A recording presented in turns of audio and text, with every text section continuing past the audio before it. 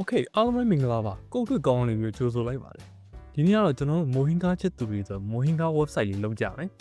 အဲ့တော့ကိုက HTML CSS JavaScript basic လေးတွေတည်တယ်အဲ့သုံးခုကို practice လုပ်ချင်တယ်ဆိုလို့ရှိရင်တော့ဒီ project က perfect ပါပဲဒီ project မှာ advanced animation နဲ့ interaction design တွေကို vanilla CSS JavaScript ကိုပဲသုံးပြီးတော့ဘယ်လိုမျိုးလုပ်အောင်လဲဆိုတာကိုပြပြရမှာဖြစ်ပါတယ်အဲ့အပြင်မှာ industry best practice တွေ tips and tricks တွေကိုလည်းပြောပြအောင်မှာဖြစ်တဲ့အတွက်ချိန်ထက်ဆွဲမနေတော့ပဲစလိုက်ရအောင်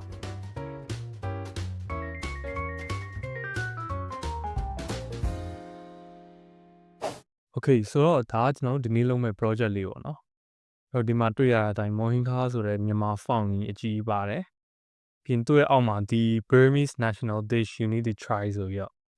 fancy ဖြစ်လေးနဲ့ထည့်ထားတယ်။ပြီးလို့ရှိရင်ဒီဘယ်ဘက်အောက်မှာ review section လေးပါတယ်။ပြီးရင်ဒီ arrow လေးတွေကိုနှိပ်လို့ရှိရင်ဒီလိုမျိုး carousel animation လှလေးတစ်ခုပါတယ်ပေါ့နော်။ပြီးလို့ရှိရင်ဒီညာဘက်အောက်မှာ social links တွေပါတယ်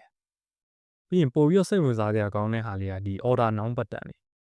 သူ့ပေါ်မှာ hover လုပ်လိုက်လို့ရှိရင်ဒီလိုမျိုး hover animation လှလေးတစ်ခုထည့်ထားတယ်။ပြီးရင်ဒါတင်မကသေးဘူး mouse ကို Mohinga ပုံပေါ်မှာဆွဲလို့ရှိရင်ဒီ order now button လေးကလည်း mouse ရဲ့အနောက်ကိုလိုက်လာပါ။အဲ့တော့ကျွန်တော်ရဲ့ mouse ကဒီ Mohinga ပုံပေါ်မှာဘယ်နေရာမှာထားဒီ order now button လေးက mouse နောက်ကိုလိုက်လာပါတော့နော်။အဲ့တော့ဒီ interaction design လှလေးကိုကျွန်တော်တို့ HTML CSS JavaScript သုံးခုပေါင်းပြီးဘယ်လိုလုပ်အောင်လဲဆိုတော့ဒီ video မှာပြသွားမှာဖြစ်ပါတယ်။ဒီ project မှာတစ်ခုရှိတာဒီဟာ responsive တော့မဖြစ်ဘူး။ဘာဖြစ်လို့လဲဆိုတော့ကျွန်တော်ရဲ့ main focus ကဒီ project မှာ responsive design မဟုတ်ဘဲနဲ့ဒီ interaction design ဖြစ်တဲ့အတွက်ပါ။ဒါပေမဲ့ကိုတိုင်း responsive ဖြစ်အောင်လို့ကို challenge အနေနဲ့လုပ်ကြည့်နေတယ်ဆိုလို့ရှိရင်လည်းလုပ်ကြည့်ဖို့ကျွန်တော်အထူးတိုက်တွန်းပါတယ်။ Okay ဒီလောက်ဆိုစလိုက်အောင်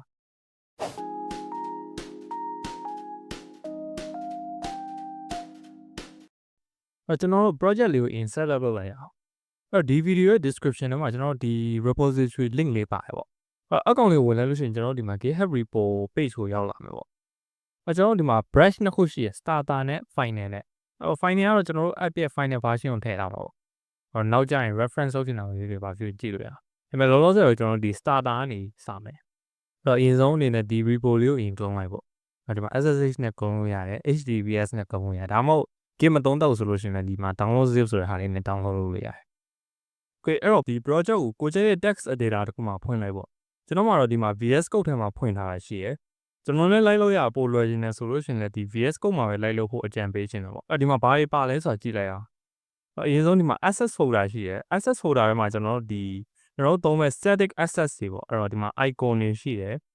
ပြီးရင်ဒီမှာ image တွေရှိတယ်ဒီ font file တွေရှိတယ်ပြီးရင်ဒီမှာ index html ရှိတယ်အဲ့ထက်မှာကျွန်တော်တို့ html တွေရေးမှာဘာမှတော့မရှိသေးဘူးပြီးရင် review section ထဲမှာကျွန်တော်တို့ခုနတွေ့ခဲ့တဲ့ review section ထဲမှာပုံမဲ့ review တွေအတွက်ကျွန်တော်တို့ရဲ့ dummy data တွေပေါ့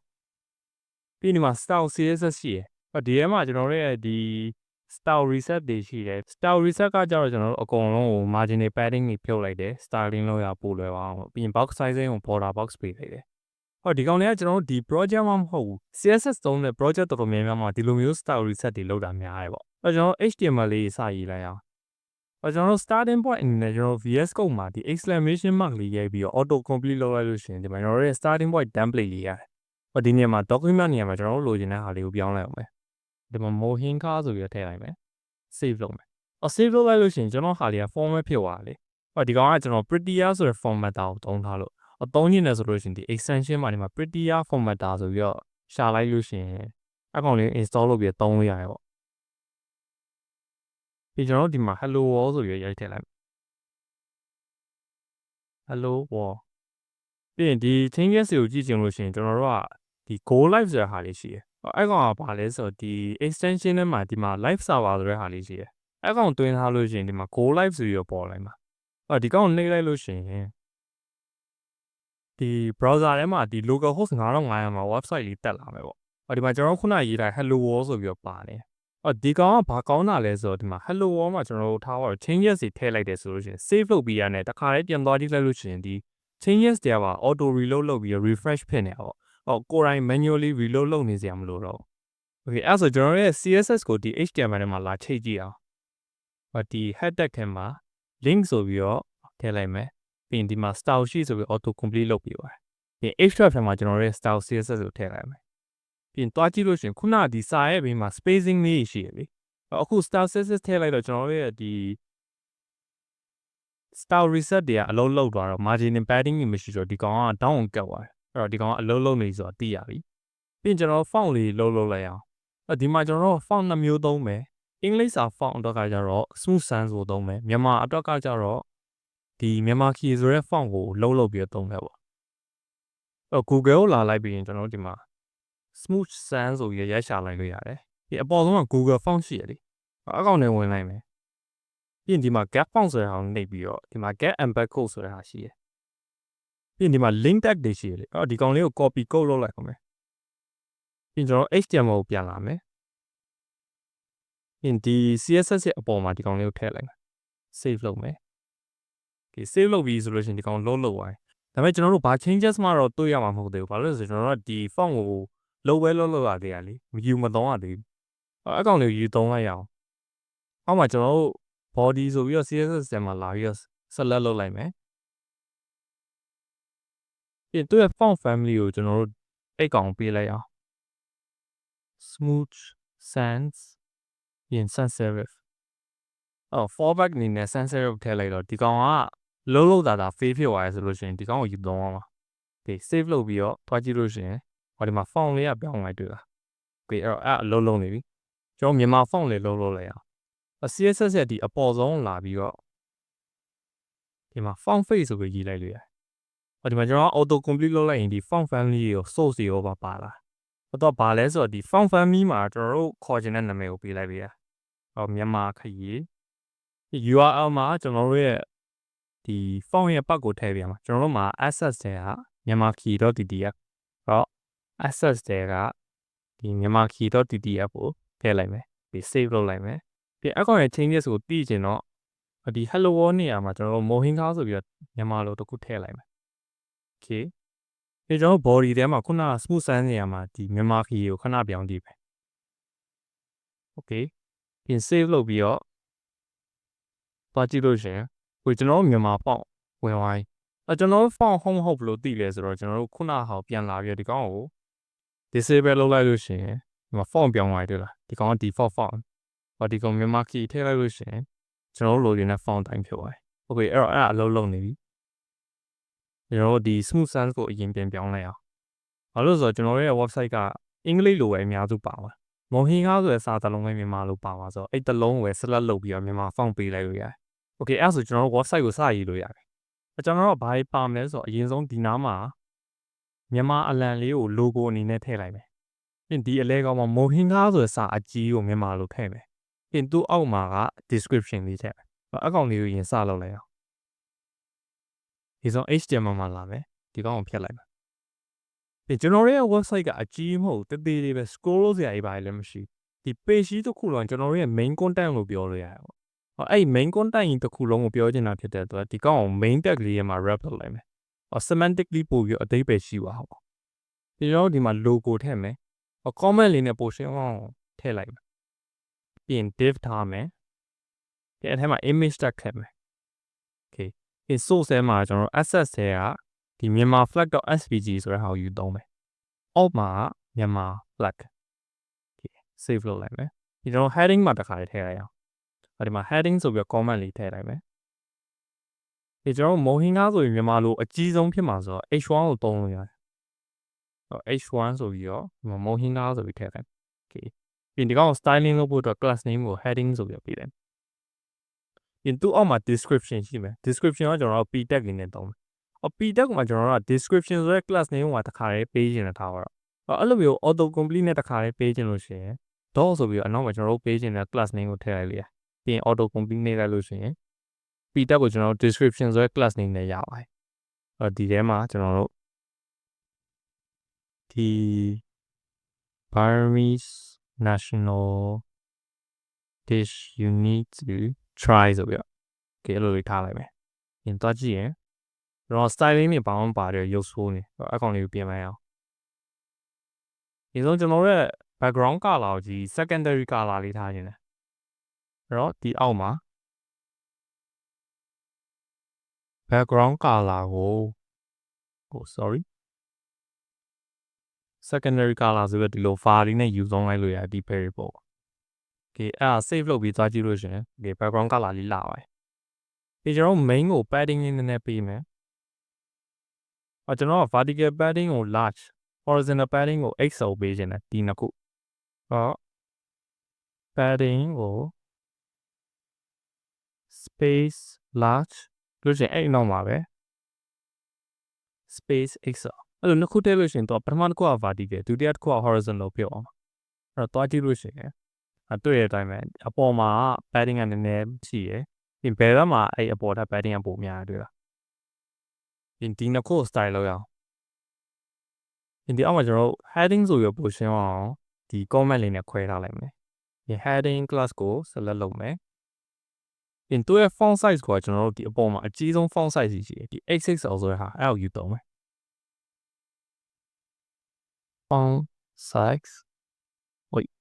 XXL okay ဒီကောင်ကမြန်မာ font ဆိုတော့ကျွန်တော်တို့ခုနကမြန်မာ font လေးကိုယူသုံးလိုက်လို့ရဒီမှာမြန်မာခရီးပြီးရင် sunset ကိုထားလိုက်ပါ save လုပ်မယ်သွားကြည့်အကြီးပဲ heading အကြီးဖြစ်သွားဒီကောင်တားသေးလုံးနဲ့အဲ့ဒါလေးပြင်လိုက်အောင်သူ့အောက်မှာ description ဆိုပြီး select လုပ်လိုက်မယ်ဒီ font size ကိုက large လောက်ထားမယ် font weight ကိုကျွန်တော်600လောက်ထားလိုက်ပြင် margin top ကိုကျွန်တော် small လောက်ထားလိုက်တော့နည်းနည်း spacing လေးကြားထဲမှာရှိအောင် okay size ရတော့ကောင်းပါပြီဒါပေမဲ့ဒီနှစ်ခုကိုကျွန်တော်အလဲမှာရှိချင်တာပြီးအယောင်လေးကိုလည်းပြောင်းနေတယ် primary color လေးအဲ့တော့ဒီအောက်မှာ heading ရော description ရောကို comma လေးနဲ့ခံပြီးအောင် select လုပ်လိုက်မယ်ပြီးရင် text align ကို center ပြီးလို့ရှိရင် color ကိုကျွန်တော်ရဲ့ primary color okay save လုပ်လိုက်မယ်သွားကြည့်လို့ရှိရင်လာပါတယ်ဒီကောင်ကလည်းနည်းနည်း bland ဖြစ်နေလို့ခံစားရတယ်ဒီဆိုတဲ့စကားလုံးတစ်ခုတည်းကိုကျွန်တော် font size နဲ့ကြီးခြင်းတယ်နည်းနည်း fancy ဖြစ်အောင်ဒီ index html မှာကျွန်တော်ဒီတစ်ခုတည်းကို style လုပ်ချင်တာဖြစ်တဲ့အတွက်အဲ့တစ်ခုတည်းကိုကျွန်တော်တို့ span tag နဲ့ wrap လိုက်လို့ရတယ်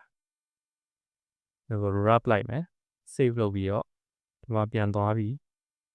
description နဲ့ span ကိုလိုချင်တာဖြစ်တဲ့အတွက်ဒီလိုလေး select လုပ်လိုက်ရရတယ်ပြီးရင် font size ကိုကျွန်တော် XL လောက်ထားမယ် save လုပ်မယ်ကြည့်အဲ့ဆိုတော်တော်မိုက်ပါတယ် okay အဲ့တော့နောက်တစ်ဆင့်အနေနဲ့ကျွန်တော်တို့ဒီမိုဟင်ကားပုံကြီးကိုထည့်ရမယ်ပေါ့ကျွန်တော်ဘယ်လိုထည့်ရင်လဲဆိုလို့ရှိရင်ဒီနေရာမှာမိုဟင်ကားပုံအကြီးရှိမယ်ဒီမှာ order now button လေးကဒီနားမှာ float ဖြစ်နေပြီပေါ့အဲ့လိုလေးကိုထည့်ချင်တာကျွန်တော်တို့ HTML ပြန်သွားမယ်ပြီးကျွန်တော်တို့ဒီမှာ image အတွက် section လေးတစ်ခုလုပ်လိုက်မယ်ဒီ image ကကျွန်တော်တို့ website ခုလုံးမှာ prominent အဖြစ်ဆုံး image ဖြစ်မှာဆိုတော့ကျွန်တော်တို့ဒီကောင် hero image ကိုခေါ်လိုက်လို့ရ hero image ကိုခေါ်လိုက်မယ်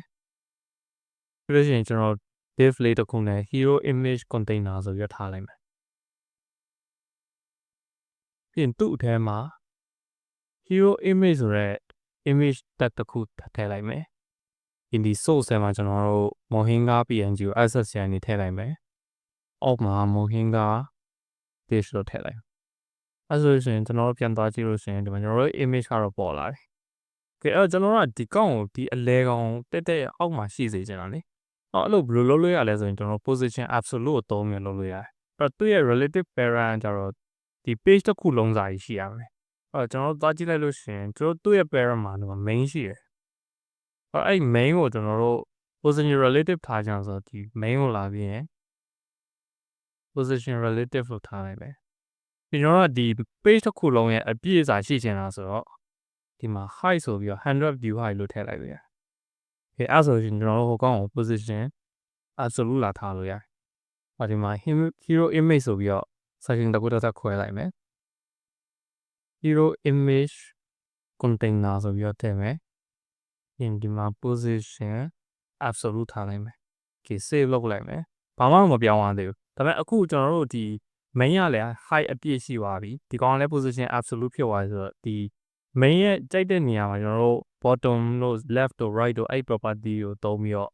ကြိုက်တဲ့နေရာမှာထားလို့ရတယ်ပေါ့။ကျွန်တော်တို့ကဒီအောက်မှာရှိနေတာဆိုတော့ bottom 0ပေးလို့ရတယ်။ပြင်ကျွန်တော်ကဒီအလဲကောင်မှာရှိနေတာဆိုတော့ဘယ်ကနေဖြစ်ညာကနေဖြစ်50% ပေးလိုက်လို့ရှိရင်ဒီကောင်ကအလဲရောက်အောင်။အဲ့ဒါစမ်းကြည့်လိုက်အောင် bottom 0ပေးမယ်ပြင်ကျွန်တော် left ကနေထားပါတော့ left ကနေ 50% ထားမယ်save လုပ်လိုက်လို့ရှိရင်ကျွန်တော်လိုချင်တာအလဲကောင်းပါလေတော့အလဲကောင်းပါလည်းမဟုတ်တွေ့လားဘာလို့လဲဆိုလို့ရှိရင်ကျွန်တော်တို့ဒီမှာ def2 ကို f12 နဲ့ဝင်လိုက်မယ်ပြီးလို့ရှိရင်ဒီကောင်လေး insert tool လေးကိုနှိပ်ပြီးကြည့်လိုက်မယ်ဒီမှာကြည့်လို့ရှိရင်ဒီ hero image container ရဲ့ bevel edge လေးကဒီ page ရဲ့အလဲကောင်းမှာရှိနေရမှန်တယ်ကျွန်တော်ကဒီ bevel edge ကိုအလဲကောင်းမှာမရှိဆိုဒီမုံဟင်းကားပုံရဲ့အလဲကောင်းတိတိကိုအလဲကောင်းမှာရှိချင်တော့လေကျွန်တော်ဘယ်လိုလုပ်လို့ရလဲဆိုလို့ရှိရင်ဒီကောင်ရဲ့ width 50% ကိုဘယ်ဘက်ကိုပြန်ပြီးတော့ရွှေ့လိုက်လို့ရအဲ့ဆိုလို့ရှိရင်ဒီကောင်ကလည်းအလဲကောင်းက center ကွက်တိဖြစ်သွားကျွန်တော် CSS ကိုလာပြီးတော့ဒီကောင်ဒီမှာ transform ဆိုပြီးလုပ်လိုက်မယ် translate ကျွန်တော်က x axis မှာလုပ်ချင်တာလေဘယ်ဘက်ကိုရွှေ့ချင်တာဆိုတော့ translate x လုပ်မယ်ပြင်တော့ဘယ်ဘက်ဆိုရင် negative ညာဘက်ဆိုရင် positive ကျွန်တော်ဘယ်ဘက်ဆိုတော့ negative 50% ထည့်လိုက်ဒီမှာတခုရောတတ်တာ left ရဲ့ 50% ဒီ main ရဲ့ 50% ဒီသူ့ရဲ့ parent ရဲ့ 50% ပေါ့ဒီ transform ရဲ့ 50% ကျတော့ဒီ hero image container ရဲ့ 50% အဲ့နှစ်ခုကရောတတ်တယ်ကျွန်တော်တို့ save လုပ်ပြီးလို့ရှိရင်တွားကြည့်လို့ရှိရင်အလဲကောင်ကကွက်တီဖြစ်သွားတယ်ဒီကောင်လေးကပြန်ပိတ်လိုက်မယ်ပြီးလို့ရှိရင်ကျွန်တော်ဒီအောက်မှာ gap လေးတတိလေးရှိနေတယ်လားအဲ့ဒါဘာလို့လဲဆိုလို့ရှိရင်ကျွန်တော်တို့ဒီ image tag က default ဆိုလို့ရှိရင်သူ့ရဲ့ display က inline ဖြစ်နေinline element တွေကဒီ vertical spacing တွေကို style လုပ်တဲ့နေရာမှာပြဿနာတက်တတ်တယ်အဲ့ကောင်ကိုကျွန်တော်တို့ display ကို block တစ်ခါလေးတန်းပြောင်းတယ်save လုပ်လိုက်ရင်ဟန်တလားအောက်ကိုတစ်ခါလေးကတ်သွားပြင်ဒီပေါ်ကနည်းနည်းသေးနေတယ်ကွာကျွန်တော်တို့နည်းနည်းထပ်ချဲ့အောင်ဒီ image ကိုကျွန်တော်တို့နည်းနည်းချဲ့ချင်တာဆို scale သုံးလို့ရတယ်scale ဆိုပြီးတော့ 1.2 လောက်ချဲ့လိုက် save လုပ်လိုက်ရင်နည်းနည်းတော့ကြီးလာဒါပေမဲ့ပြဿနာတစ်ခုကဒီကောင်က overflow ဖြစ်နေကြလားဘာလို့လဲဆိုတော့ကျွန်တော် scale လုပ်လိုက်လို့ရှင်သူကအလဲကောင်းကနေစပြီးတော့ scale လုပ်တာဘယ်ဘက်တွေရောအပေါ်တွေညာတွေရောအောက်တွေရော scale လုပ်သွားတော့ဒီကောင်ကအောက်ကိုရောက်သွားကျွန်တော်အောက်ကိုထပ်ပြီးတော့မကြီးချင်ဘူးလေအပေါ်ဝဲကြီးချင်သွားပြီကျွန်တော်က transform origin ကိုအောက်ကိုပြောင်းလိုက်လို့ရတယ်ဒီမှာ transform origin ကို bottom ဆိုရုပ်ပြလိုက်ရတယ် save လုပ်လိုက်လို့ရှိရင်ကျွန်တော်လိုချင်တဲ့အတိုင်းပုံရလည်းကြီးသွားပြီပြီးလို့ရှိရင်အောက်ကို overflow ဖြစ်နေရတယ်မရှိတော့ကျွန်တော်တို့ရဲ့ order button လေးကိုဒီမှာထည့်ရအောင်ကျွန်တော် HTML ကိုပြန်လာမယ်ပြီးသူ့အောက်မှာ button လေးထည့်လိုက်မယ်ဒီကောင်ကို order button ဆိုပြီး class name ပေးမယ်ပြီးလို့ရှိရင်ဒီ button ထဲမှာကျွန်တော်က text တစ်ခုပဲရှိချင်တာမဟုတ်ဘူး icon လည်းရှိနေတာအဲ့တော့ဒီအပေါ်မှာ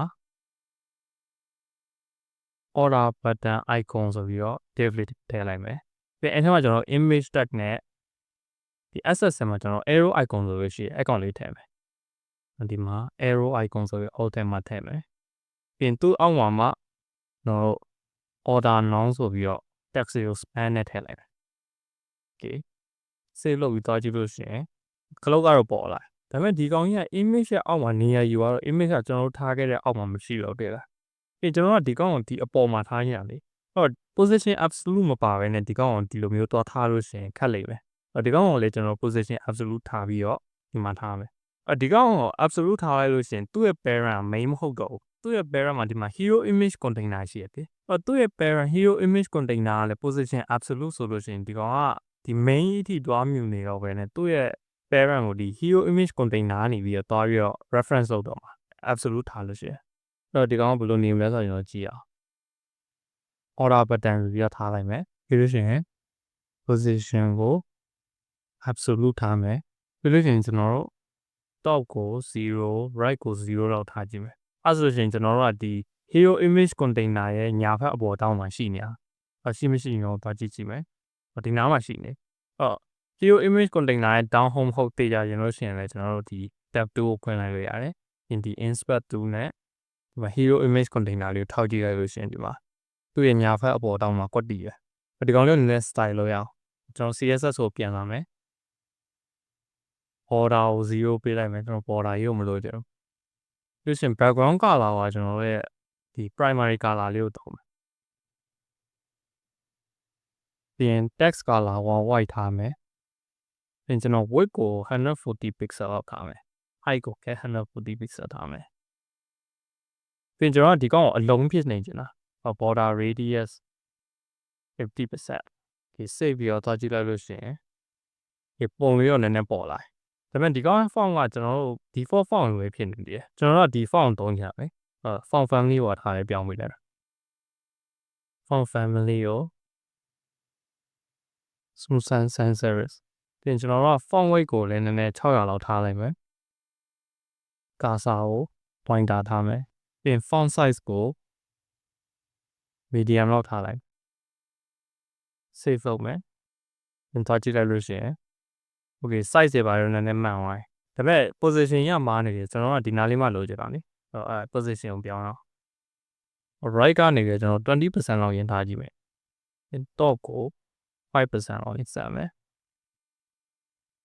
okay နဲ top ကစီမပါဘဲနဲ့အောင်ရမယ်တဲ့ okay right ကိုလည်း15% လောက်ထားလိုက်အောင် okay အဲ့ဆိုတော့နေရာလေးမှန်ပါတယ်လို့ရှိရင်ကျွန်တော်လုပ်ချင်တာဒီ arrow ကိုကျွန်တော်အမြဲတမ်းမပြနေချင်ဘူးပြီးရင်ကျွန်တော်ဒီ icon ရဲ့ width နဲ့ height ကိုလည်း limit လုပ်ချင်နေတယ်ကျွန်တော်ဒီမှာ aura button icon ကိုရထားမယ် width ကို 1.75 gram height ကိုလည်း 1.75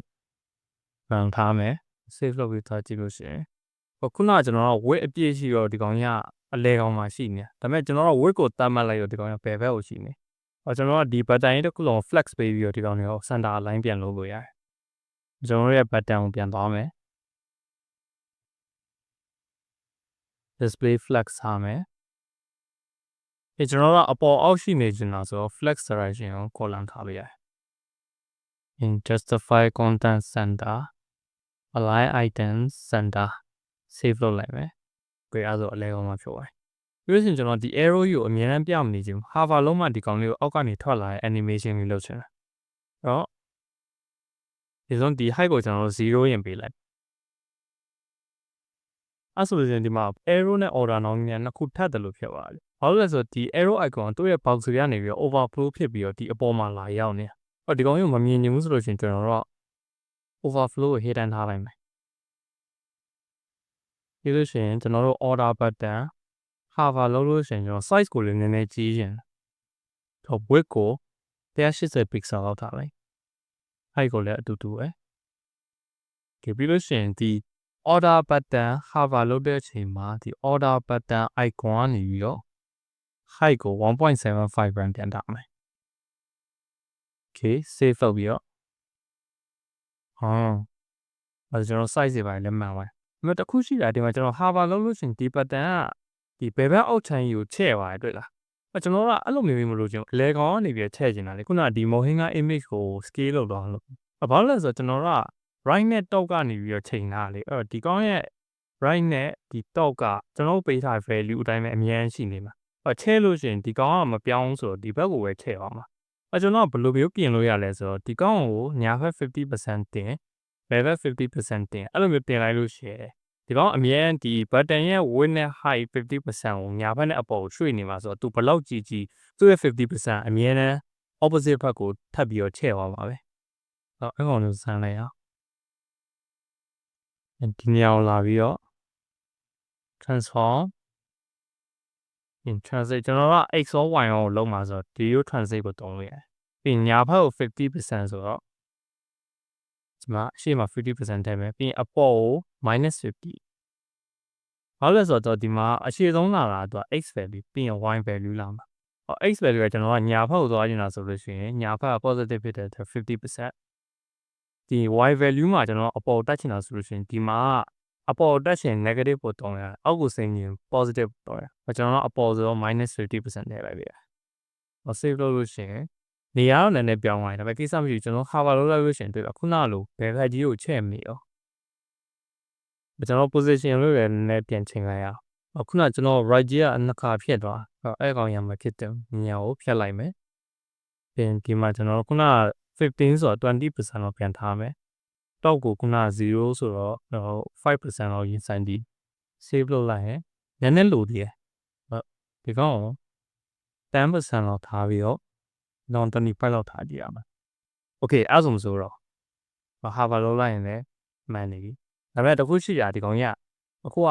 hover လုပ်တာနဲ့တန်းပြီးတော့ကြည့်တန်းပြီးတော့သေးအဲ့လိုဖြစ်နေတာအဲ့လိုမလို့ကျွန်တော်က transition လေးနည်းနည်းထည့်ချင်ထားပါကျွန်တော် button လာပြီးတော့ဒီမှာ transition လေးတက်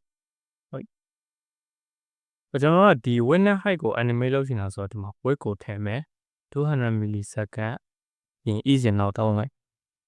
ပြင် height ကိုလည်းအဲ့လိုမျိုးပဲ200 millisecond ထားမယ်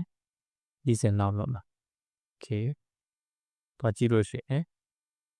okay winner height ကတော့ဆင်ပြေသွားပြီဒီခုနကဒီ icon လေးကိုပါ animate လုပ်ရအောင်ဒီ order button icon မှာလာပြီးတော့ transition ဆိုပြီးတော့ကျွန်တော် height ကို animate လုပ်မှာ200 millisecond ease နောက်ပဲ save လုပ်ပြီးတော့ကြည့်လို့ရှိရင်ကျွန်တော်တို့လိုချင်တဲ့အတိုင်းပဲဖြစ်လား animation လေးနဲ့ပြုတ်သွားနောက်ဆက်နေနဲ့ကျွန်တော်ကဒီ review section လေးနဲ့ contact section လေးကိုထည့်အောင်တော့ဘယ်လိုလာမလဲဆိုလို့ရှိရင်ဒီနားမှာကျွန်တော်တို့ review section လေးရှိမယ်ပြီးရှင်ဒီမှာကျွန်တော်တို့ contact လေးရှိမယ်Facebook တို့ Instagram တို့ email တို့ phone number တို့ပေါ့ဒီကောင်လေးကိုကျွန်တော်ဘယ်လိုထည့်မလဲဆိုလို့ရှိရင်ကျွန်တော်တို့ဒီမှာစာရှိပြီးသားလေစာအောက်မှာကျွန်တော် div ထပ်ထည့်လိုက်လို့ရှိရင်ဒီနေရာမှာကျွန်တော်တို့ div လေးရမယ်ပေါ့ okay အဲ့လို div လေးရပြီဆိုလို့ရှိရင်ကျွန်တော်တို့ရဲ့ဒီမှာကျွန်တော်တို့ review ကိုထည့်မယ်ပြီးရင် contact ကိုလည်းဒီမှာထည့်လိုက်မယ်ဒီကောင်ကို flex ပေးလိုက်ပြီးတော့ဒီကောင်ကို space within လုပ်လိုက်လို့ရှိရင်ဒီနေရာနေပြီးတော့ဒီ contact ကဒီကနေပြီးတော့ gear ရောက်အောင်မယ်အဲ့ဆိုရင်ဒီမှာ review ဒီမှာ contact လုပ်ခဲ့ပါတယ်ဒါပေမဲ့ကျွန်တော်ကဒီကောင်ကြီးကိုတစ်ခုလုံးဒီအောက်ကိုချကြတယ်နော်လေကျွန်တော်ကအဲ့ဘယ်လိုလုပ်လို့ရလဲဆိုရင်ကျွန်တော်ဒီ main တစ်ခုလုံးကျွန်တော်တို့ဒီ direction column အနေနဲ့ flex ပေးလိုက်လို့ရတယ်အဲ့ဆိုရင်ဒီတိုင်းဆိုရင်တော့ဘာမှပြောင်းအောင်မဟုတ်ဘူးဒါပေမဲ့ဒီကောင်လေးကိုကျွန်တော်တို့က flex grow ပေးလိုက်လို့ရတယ်flex grow ပေးလိုက်လို့ရှိရင်ဒီကောင်ရဲ့ width လေးကဒီ height ကြီးတစ်ခုလုံးကိုပေးဖြုတ်အောင်ပါအဲ့ဆိုလို့ရှိရင်ကျွန်တော်တို့ကဒီကောင်ကိုအောက်ကိုချလို့ရတယ်ပေါ့အဲ့ဒါလေးကိုကျွန်တော်ဘယ်လိုလုပ်မလဲဆိုတော့ကြည့်အောင်ကျွန်တော် HTML ကိုပြန်သွားမယ်ဒီမှာလာပြီးတော့ footer ဆိုပြီးအရင်ထည့်လိုက်မယ်ကျွန်တော်လည်းခုနဟာအတွက်ဒီမှာ footer ဆိုတဲ့ tag လေးတော့ရှိတယ်ဒါပေမဲ့ဒီ footer က main ထဲမှာထည့်တာတိတ်ပြီးအတိတ်ပဲမရှိဘူးကျွန်တော်ကဒီ page တစ်ခုလုံး main အနေနဲ့သုံးမှာဆိုတော့ကျွန်တော်ကဒီမှာတော့ div ဆိုပြီးတော့ class name ကိုပဲ footer ဆိုပြီးတော့ပေးလိုက်မယ် okay ပြီးလို့ရှိရင်ဒီမှာ review container ဆိုပြီး div လေးတစ်ခုထည့်လိုက်မယ်ပြီးအထဲမှာကျွန်တော်ရဲ့တကယ် review လာပြီးအရင်ဆုံးလည်းကျွန်တော် star လေးထည့်နေတယ်လေ review star ဆိုပြီးတော့ div တစ်ခုပေးလိုက်မယ်ပြီးအဲ့ထဲမှာကျွန်တော် star 5လုံးရှိမယ်ကျွန်တော်တို့ image လေးထည့်မယ်ဒီမှာကျွန်တော် access ဆဲကstar.svg ဆိုတဲ့ဟာလေးရှိတယ်ဒီမှာ star icon လို့ပြောထားလိုက်in class name အနေနဲ့ဒီမှာ review star ဆိုပြီးပေးလိုက်ဒီကောင်ကကျွန်တော်5ခုရှိမှာ okay 5ခုပြည့်ပါပြီပြီးရင်သူ့အောက်မှာတကယ် review content ကိုလာမယ်ဒီကောင်ကကျွန်တော်တို့paragraph tag လေးပေးလိုက်မယ်နောက်ကျရင်တော့ကျွန်တော်တို့ဒီ review content တွေကိုဒီ review JSON တွေကနေပြီးတော့ JavaScript နဲ့ read လုပ်ပြီးတော့ dynamically populate လုပ်အောင်ပါပေါ့ဒါပေမဲ့လောလောဆယ်တော့ကျွန်တော်တို့ statically ပဲထည့်ထားဖို့ဒီမှာဒီကောင်ကို copy လုပ်လိုက်မယ်ဒီမှာ paste လုပ်လိုက် okay နဲ့ code လေးပါထည့်လိုက်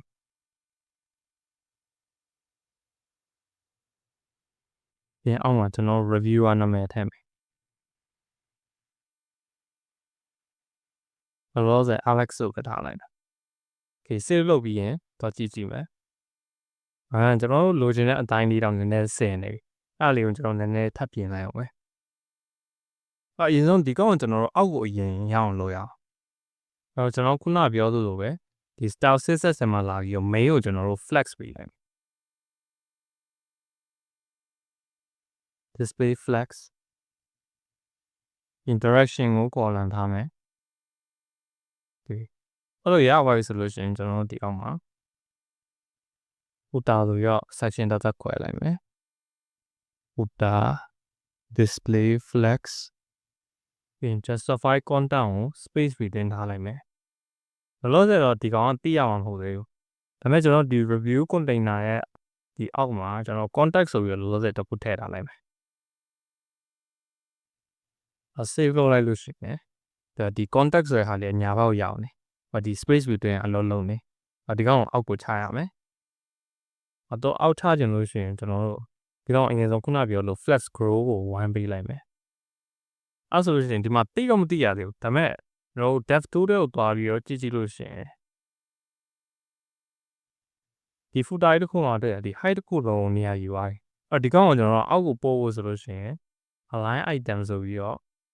hang ကိုပို့လိုက်အောင်မယ် save လုပ်လိုက်ရင်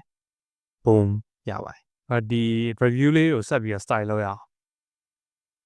ဒီမှာ review ဆိုပြီးတော့ထပ်ပြီးတော့ခွဲလိုက်မယ်ပို့ပြီးတော့ရှင်းအောင် review container ဒီကောင်ရဲ့ weight ကိုကျွန်တော်နည်းနည်း limit လုပ်လိုက်မယ်24 rand ပဲထားမယ်ကျွန်တော်ရဲ့ review content ကိုနည်းနည်း font size ကြီးကြည့်အောင်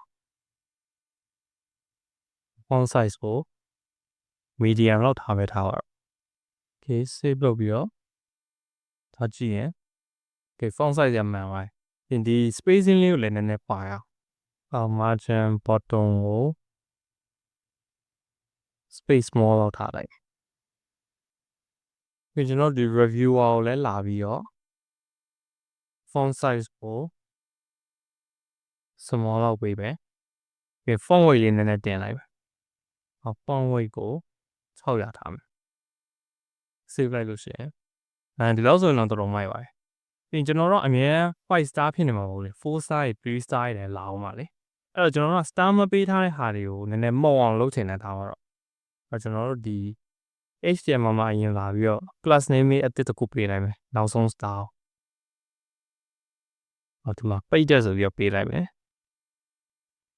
ပြီးရင်ဒီမှာလာပြီးတော့ review star ကိုမှ video review star မဟုတ်ဘဲနဲ့ fade နဲ့တစ်ခါတည်းတွဲပြီးတော့ဆက်လက်လုပ်လိုက် okay ပြီးလို့ရှိရင်ဒီကောင်ရဲ့ opacity ကို 0.3 လောက်ပဲထားsave လုပ်လိုက်လို့ရှိရင်ဒီမှာမောင်းသွားအဲ့တော့4 star မှန်းသိတာပါ3 star ဆိုလို့ရှိရင်ကျွန်တော်တို့ဒီနောက်ထပ် star တစ်ခု fade ဆိုပြီးတော့ထည့်ပေးလိုက်အောင်ပဲကဲအဲ့ဆို3 star ဖြစ်သွားပြီဒါပေမဲ့ကျွန်တော်ငိုခင်းကအရန်ကောင်းတယ်3 star ဖြစ်စရာအကြောင်းမရှိဒီကောင်လေးပြန်ဖြတ်လိုက်5 star ပြီးလို့ရှိရင်ကျွန်တော်တို့ကဒီမှာ button လေးထည့်ခြင်းတယ်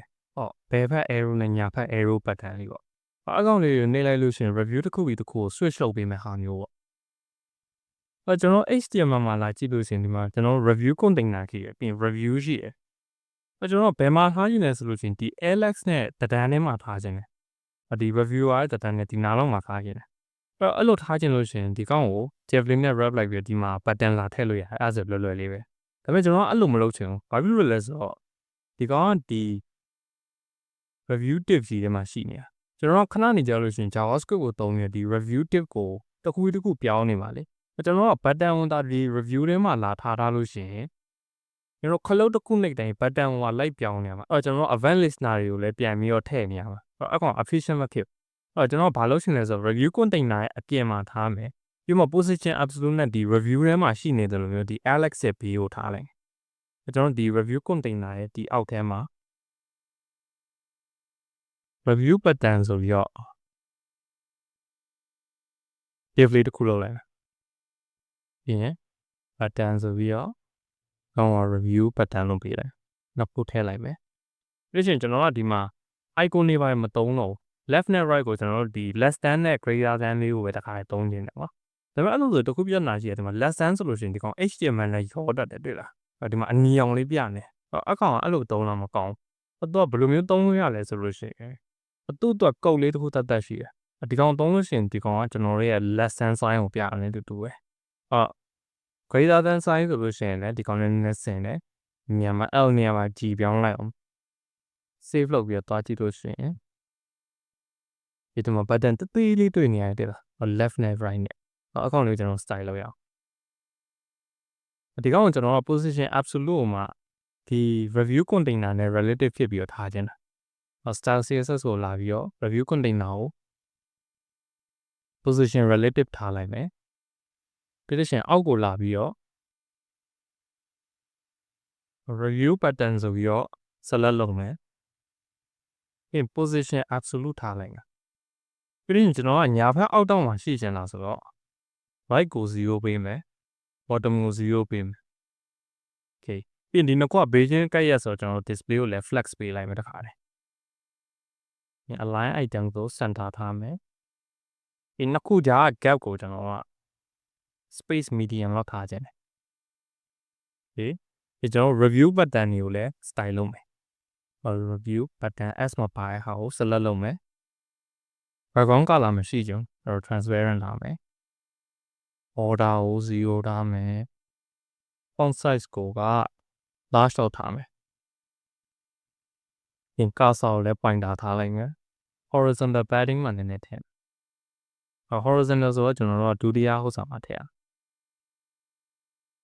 access အောက်ထည့်လိုက်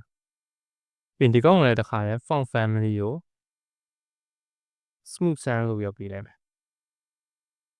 ဒါပေမဲ့ကျွန်တော်ခုန button ကိုလည်း smooth sans လို့ပြောပြန်ပေးခဲ့ရတယ်လေအဲ့တော့ဒီကောင်ကြီးကိုခဏခဏပေးနေတာမဟုတ်တော့အဲ့တော့ဒီကောင်ကိုလည်းဖြတ်လိုက်မယ်ပြင်ခုနကျွန်တော်ပေးခဲ့တဲ့နေရာလေးကိုပြန်ပတ်ပြီးတော့ဒီကောင်ကိုလည်းဖြတ်လိုက်မယ်ပြီးရင်အပေါ်ဆုံးလာပြီးတော့ကျွန်တော်တို့ဒီနေရာမှာ button ဆိုပြီးတော့တစ်ခါလဲ font family ကို smooth sans sans serif ပေးလိုက်အဲ့ဒါဆိုရင်နှစ်ခါသုံးခါရေလုံးရှုံနေတော့ဒီ save လုပ်ပြီးတော့ပြန်လာကြည့်လို့ရှိရင်ကျွန်တော် button လေးပေါ်လာဒါပေမဲ့ဒီကောင်ကဒီ Alex နဲ့တိတ်ပြီးတော့ align ဖြစ်မနေဘူးလားဘာလို့လဲဆိုတော့ဒီကောင်ကျွန်တော်တို့ icon မဟုတ်ဘူးလေ font ကိုတုံးထားဆိုတော့သူ့မှာ line height ကနည်းနည်းပါတယ်ဒီကောင်ကနည်းနည်းအောက်ကိုချကျင်လို့ရှိရင်ကျွန်တော် line height ကိုချလိုက်ပြရအဲ့တော့ line height ဆိုပြီးတော့ 70% လောက်ပဲထားလိုက်ဒီ opacity ကိုလည်းနည်းနည်းလျှော့လိုက်မယ်နည်းနည်းအရောင်ဖြော့အောင် 0.7 လောက် save လုပ်လိုက်ရင်အဲ့ဆိုလို့ရှိရင်ကျွန်တော် button လေးလည်းရပါတယ်အဲ့နောက်ဆုံးအဆင့်နဲ့ကျွန်တော်တို့ရဲ့ contact တွေထည့်အောင်အဲ့ဒီနေရာမှာကျွန်တော်တို့ Facebook နဲ့ Instagram icon လေးရှိမယ်ပြီးလို့ရှိရင် email နဲ့ဖုန်းနံပါတ်အဲ့လိုလေးထည့်မယ်ကျွန်တော်တို့ရဲ့ HTML ကိုပြန်လာမယ်ဒီ contact ကိုဖြတ်လိုက်ပြီးရင်တော့ကျွန်တော်တို့ social တွေအတွက် social ဆိုပြီးတော့ထားလိုက်မယ်အဲ့ထဲမှာကျွန်တော်တို့ရဲ့ icon တွေပါမယ်အရင်ဆုံး link လေးတွေအရင်လုံးမယ်ဒါက dummy link ဆိုတော့ကျွန်တော် hashtag လေးပဲထည့်ထားမယ်ဒီမှာ image ထည့်မယ် source က access က facebook.svg ပြီးရင် facebook icon ကိုရထည့်လိုက်မယ်ပြီးရင်နောက်ထပ် Facebook နေရာမှာ Instagram ဆိုပြီးတော့ထည့်မယ်ပြီးဒီမှာ Instagram ဆိုပြီးတော့ Instagram icon ထည့်လိုက်မယ်ပြီးဒီမှာတခုအရေးကြီးတာဒီမှာ link tag ကိုကျွန်တော်တို့ icon တစ်ခုပဲထည့်ထားဒီမှာစာမပါဘူးအဲ့တော့ visual reader တွေနဲ့ဥပမာမျက်လုံးသိပ်မကောင်းတဲ့သူတွေ text reader တွေတုံးတဲ့သူမျိုးဆိုလို့ရှိရင်ဒီ link ကဘာလို့မှန်းသူတို့သိကြမှာသိတယ်အဲ့လိုလူတွေအတွက်ကျွန်တော်တို့ဒီမှာ area label လေးထည့်ပေးလိုက်လို့ရှိရင်တို့ text reader တွေကနေပြီးတော့ဒီ link ကဘာလုပ်တယ်ဆိုတော့တို့တန်းရုပ်ပြောပြပေးပါမှာပေါ့ဒီမှာဆိုလို့ရှိရင်ကျွန်တော် Facebook link လို့ထည့်ပေးလိုက်မယ်အောက်ကဟာကိုလည်းအတူတူပဲတော့ copy paste လုပ်ပြီးတော့ဒီမှာ Instagram ဆိုပြီးထည့်ပေးလိုက်အဲ့ဒီလိုလေးထည့်ပြီးတော့ကျွန်တော်တို့ website ကို accessibility ပိုကောင်းအောင်လုပ်လို့ရရောဆိုလို့ရှိရင်ဒီအောက်မှာကျွန်တော်တို့ရဲ့ email နဲ့ဖုန်းကိုထည့်မယ် link တက်ကို contact link ဆိုပြီးတော့ထည့်လိုက်ပြီးကျွန်တော်တို့ဒီမှာဖုန်းနံပါတ်ထည့်မယ်တော့ထားပါတော့959 1 2 3 4 5 6 7 8 9ဒီကောင်လေးကိုလည်းခွာလိုက် okay ပြီးလို့ရှိရင်ကျွန်တော်တို့ဒီ href မှာဒီကောင်ကိုနှိပ်လိုက်တာနဲ့တခါလေဖုန်းခေါ်တဲ့နေရာကိုတန်းပြီးတော့ခေါ်အောင်ဒီလိုမျိုးလေးထည့်လို့ရတယ် tel ဆိုပြီးတော့ကိုလွန်လေးနဲ့ဒီအနောက်ကဖုန်းနံပါတ်ထည့်ပေးလိုက်အောင်မယ်1 2 3 4 5 6 7 8 9အဲ့ဆိုလို့ရှိရင်သူတို့ဖုန်းသုံးတဲ့သူတွေဆိုလို့ရှိရင်ဒီ link ကိုနှိပ်လိုက်တာနဲ့ဒီဖုန်းနံပါတ်ကိုတန်းခေါ်ဖို့ကသူတို့ဖုန်း app ကိုတန်းခေါ်အောင်ပါဒီ email လည်းအဲ့လိုမျိုးပဲကျွန်တော် email ထည့်မယ်ဟော mohinga@email.com ထားပါတော့ဒီမှာတော့ tel မဟုတ်တော့ email ဆိုတော့ဒီမျိုး mail to ဆိုပြီးပြောပြီးရင် mohinga@email.com က save လုပ်လိုက်မယ်တွားကြည့်လိုက်လို့ရှိရင်ဒီကောင်လေးတော့ဝင်လာတယ်ဒါပေမဲ့ styling ကမလာသေးဘူးအဲ့ကောင်လေးကိုပြောင်းရအောင် style css တို့လာမယ် contact ဆိုပြီးတော့ဒီမှာ comment လေးထည့်လိုက်မယ်ဒီအရင်ဆုံးကျွန်တော်တို့ social တွေကို select လုပ်သူ့ကို display flag စားမယ်ပြီးရင်ကျွန်တော်ကဒီ icon မျိုးညာဖက်ချမ်းမှာရှိနေကြတာဆိုတော့ justify content ကို add လုပ်လိုက်လို့ဒီ cap လေးလည်းနည်းနည်းထည့်လိုက် xxs ဒီသူ့အောက်က link နေနဲ့နည်းနည်းကွာခြင်းနဲ့ထားတော့အဲ့ဆိုလို့ရှိရင်ဒီမှာ margin bottom ဆိုပြီးတော့ထားမယ်ပြီးရင် space xxs okay ဟုတ်ထားလိုက်အဲ့ဆို save လုပ်ပြီးတော့ကြည့်လို့ရှိရင်ညာဖောက်ရောက်ပါပြီ spacing လေးလည်းအဆင်ပြေသွားပြီlink က default အနေနဲ့ display inline ဆိုတော့သူတို့နှစ်ခုကဘေးချင်းကပ်ရရှိနေ အကောင့်ပြင်လို့ရှိရင်ကျွန်တော်က display ကို block လုပ်လိုက်အောင်မယ်ပြီးတော့လာပြီးတော့ contact link တွေကို select လုပ်လိုက်မယ်ဒီကောင် display block လုပ်လိုက်မယ်အဲဆိုလို့ရှိရင်အပေါ်နဲ့အောက်ဖြုတ်သွားကျွန်တော်က align ကိုလည်းညာဖောက်ထားခြင်းလားဆိုတော့ text align ကို right ထားလိုက်မယ်ညာဖောက်ရောက်သွားပြီပြင်ကျွန်တော် underline ကိုလည်းဖြောက်ခြင်းဟုတ် text decoration ကို none ထားမယ် color ကိုကျတော့ကျွန်တော်ရဲ့ primary color ထားမယ် font size ကို medium လောက်ထားမယ်စိတ်ဆိုးလိုက်ရင်အဲ့ဒါတော့မိုက်ပါပြင်နည်းနည်းပို့ပြီးတော့ကောင်းအောင်လို့ဒီကောင် hover လို့လို့ရှိရင်ကျွန်တော် underline လေးထည့်ရည်ပြီးလို့ရှိရင်ဒီကောင်ရဲ့အယောင်ကဒါနဲ့ရှင်နည်းနည်းပို့တောက်နေတယ် opacity လေးကို short လိုက်ပြီးမှ hover လို့တော့မှဒီကောင် opacity လေးကိုပြန်တင်မယ်အဲ့တော့မလာပြီ contact link hover လို့လို့ရှိရင် text decoration ကို underline ပြန်ထည့်လိုက် okay ပြင်ဒီ social ဆန်းမှာကျွန်တော် link တက်လေးကိုဒီလိုမျိုးလမ်းရော select လုပ်လိုက်လို့ရတယ်ပြင်ဒီကောင် opacity ကို 0.7 လောက်ပဲလောလောဆယ်ထားမယ်ပြီးတော့မှအကောင့်လေးကို hover လုပ်တော့မှ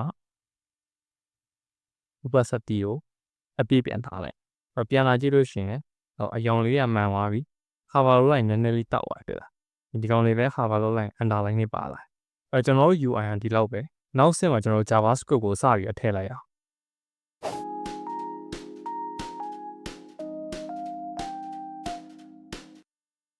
ဒီအဲ့တော့ကျွန်တော်တို့ styling ပြီးပြီဆိုတော့ကျွန်တော် JavaScript ကိုစရအောင်ကျွန်တော်တို့ကဘာလုပ်ချင်တာလဲဆိုတော့ဒီ order now button လေးကိုကျွန်တော်တို့ mouse အနောက်ကိုလိုက်ချင်တာ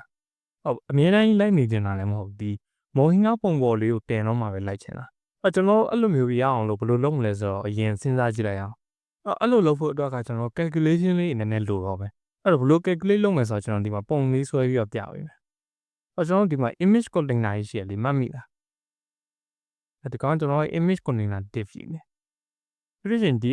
order now button ဒီ image container ကနေပြီးတော့ position absolute အနေနဲ့ position လောက်ထားတယ်မှတ်မိရဆိုလို့ရှိရင်ဒီကောင်ကအပေါ်ကနေပြီးတော့ top ကို 10% ထားရတယ်ပြီးရင် right ကကြတော့ 25% အဲ့လိုမျိုးထားတာပြီးရင်ထားတော့ကျွန်တော်ရဲ့ mouse ကဒီနားမှာထားပါတော့ဒါကျွန်တော်ရဲ့ mouse လေးပဲထားပါတော့ဒီမှာဒီ position လေးရှိတယ်ကျွန်တော် JavaScript နဲ့ဘာယူလို့ရလဲဆိုတာယဉ်ကြည့်အောင်